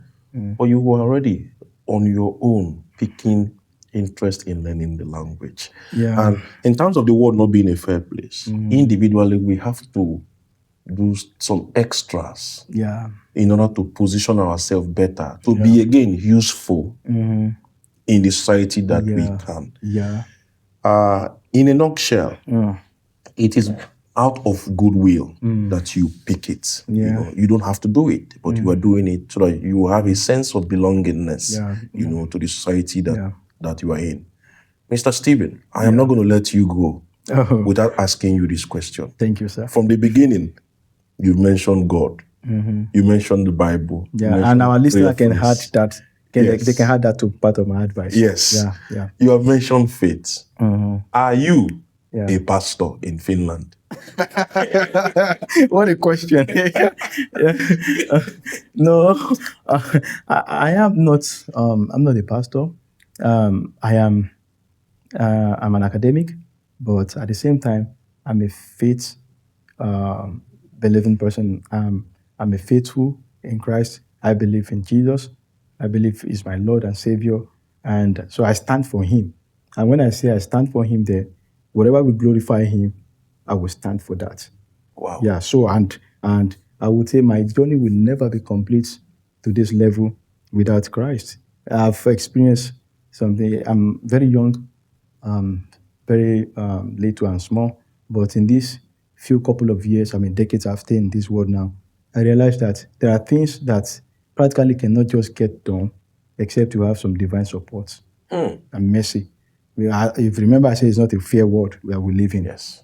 None of us, decided and chose and say, I'm going to come from this country. Some people already are at deficit just by the place where they are born. True. So they have to fight that deficit first, fight that deficit. Then once they now escape from that one, then they get to the next level. But in every place we are born in this world, there's always opportunity.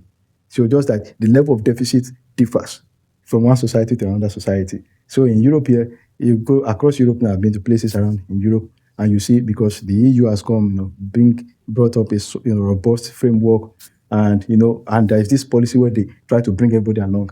So, for example, now there was report I've been reading about other places in the EU. Yeah. Of course, Western Europe, there is this kind of a little divide between Western Europe and Eastern Europe in terms of productivity and economic performance.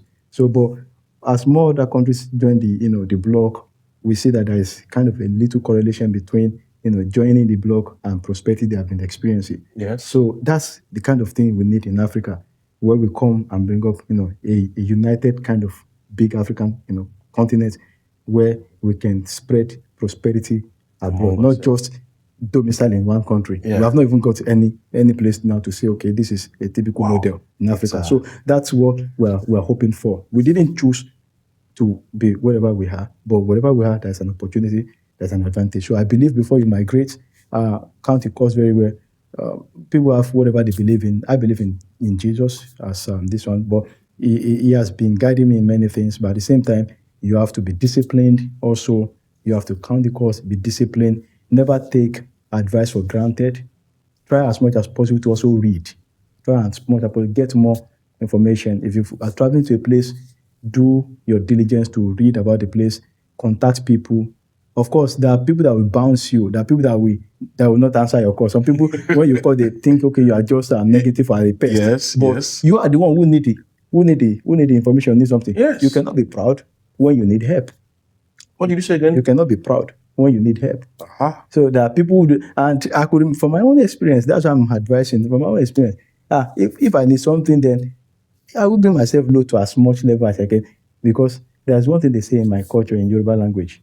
They say, I will use that, I will say that and translate it. Yeah, please they go say, ahead. Tọ́wọ́ ẹni ọba tí tẹ eku idà, kò kí ń béèrè ikú tó pa bàbá rẹ̀. So that means, you don't have any business being proud, wasting your time, trying to be pompous. Say, this one, he doesn't want to. No, you stoop low to conquer. You see this thing, this adage you said now, we have it in Igbo. Really? Oh, interesting. It is said like this. Nwata aka ha aka chụbara ihe mburu nne ya. Interesting. Ọnwa gburu nne ya ga-egbu ya. That is deep. You have to translate for me.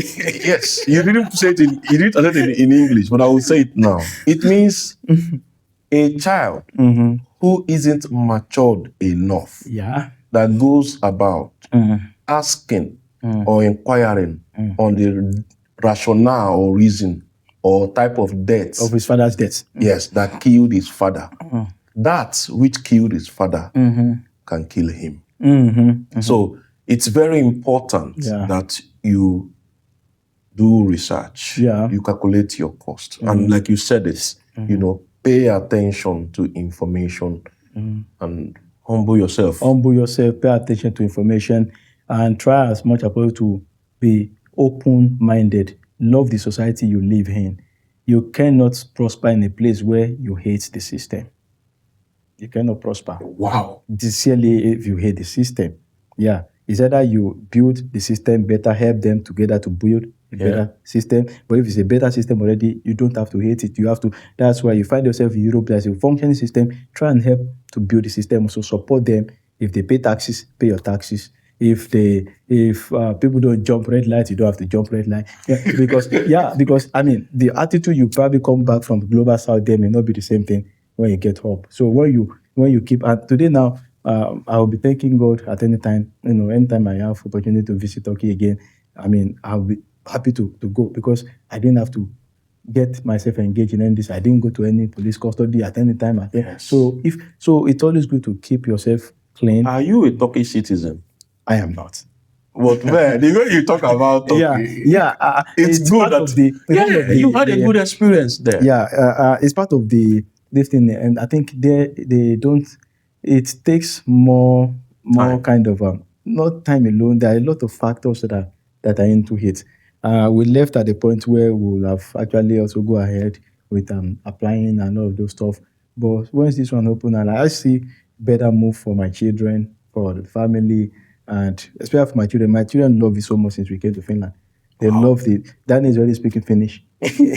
so and now I am still struggling with the language, trying to learn, and I'm picking interest, but at the same time, working at the same time. So it's been taking much time. I do not have enough time like I used to, to focus on it. But at the same time, at least it's different from when we just came in newly. We can count numbers now, and so it's a process. Mr. So Stephen. Finland is a good place. I would recommend Finland for anybody, but please make sure you do your findings very well before you go to any parts in Europe, whether Finland or any other country in Europe. God bless you. Mr. Stephen. Thank you. Oh boy. Even me, I am picking from the advice that you have given. Thank you. It's an opportunity to give advice to people. Thank you very much. Thank you for for honoring our invitation to the show. Kiitos. It's a good one. Kiitos. Kiitos That's the paljon. Bible. Kiitos. Teşekkürler, we say in Turkish. Thank you. Turkish don't replace Yoruba. Oh boy. Turkish don't replace your Yoruba. Please. Thank you for being a part of this episode. We thank you too out there that continue to tune in into the Stephen Ikebude Show to enjoy the many interviews and the many episodes that we bring your way. Yeah. We thank you so much. Without you, it is completely impossible, to continue to bring different migrant stories to you. We hope that you are going to continue to be there. We appreciate you. We thank you.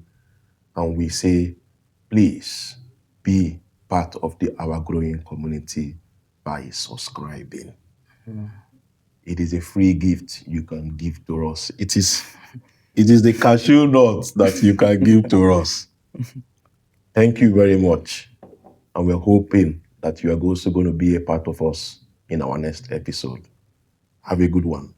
Thank you. Eshe? Thank you. Eshe? Thank you. Eshe go. Eshe go. Thank you. Thank you.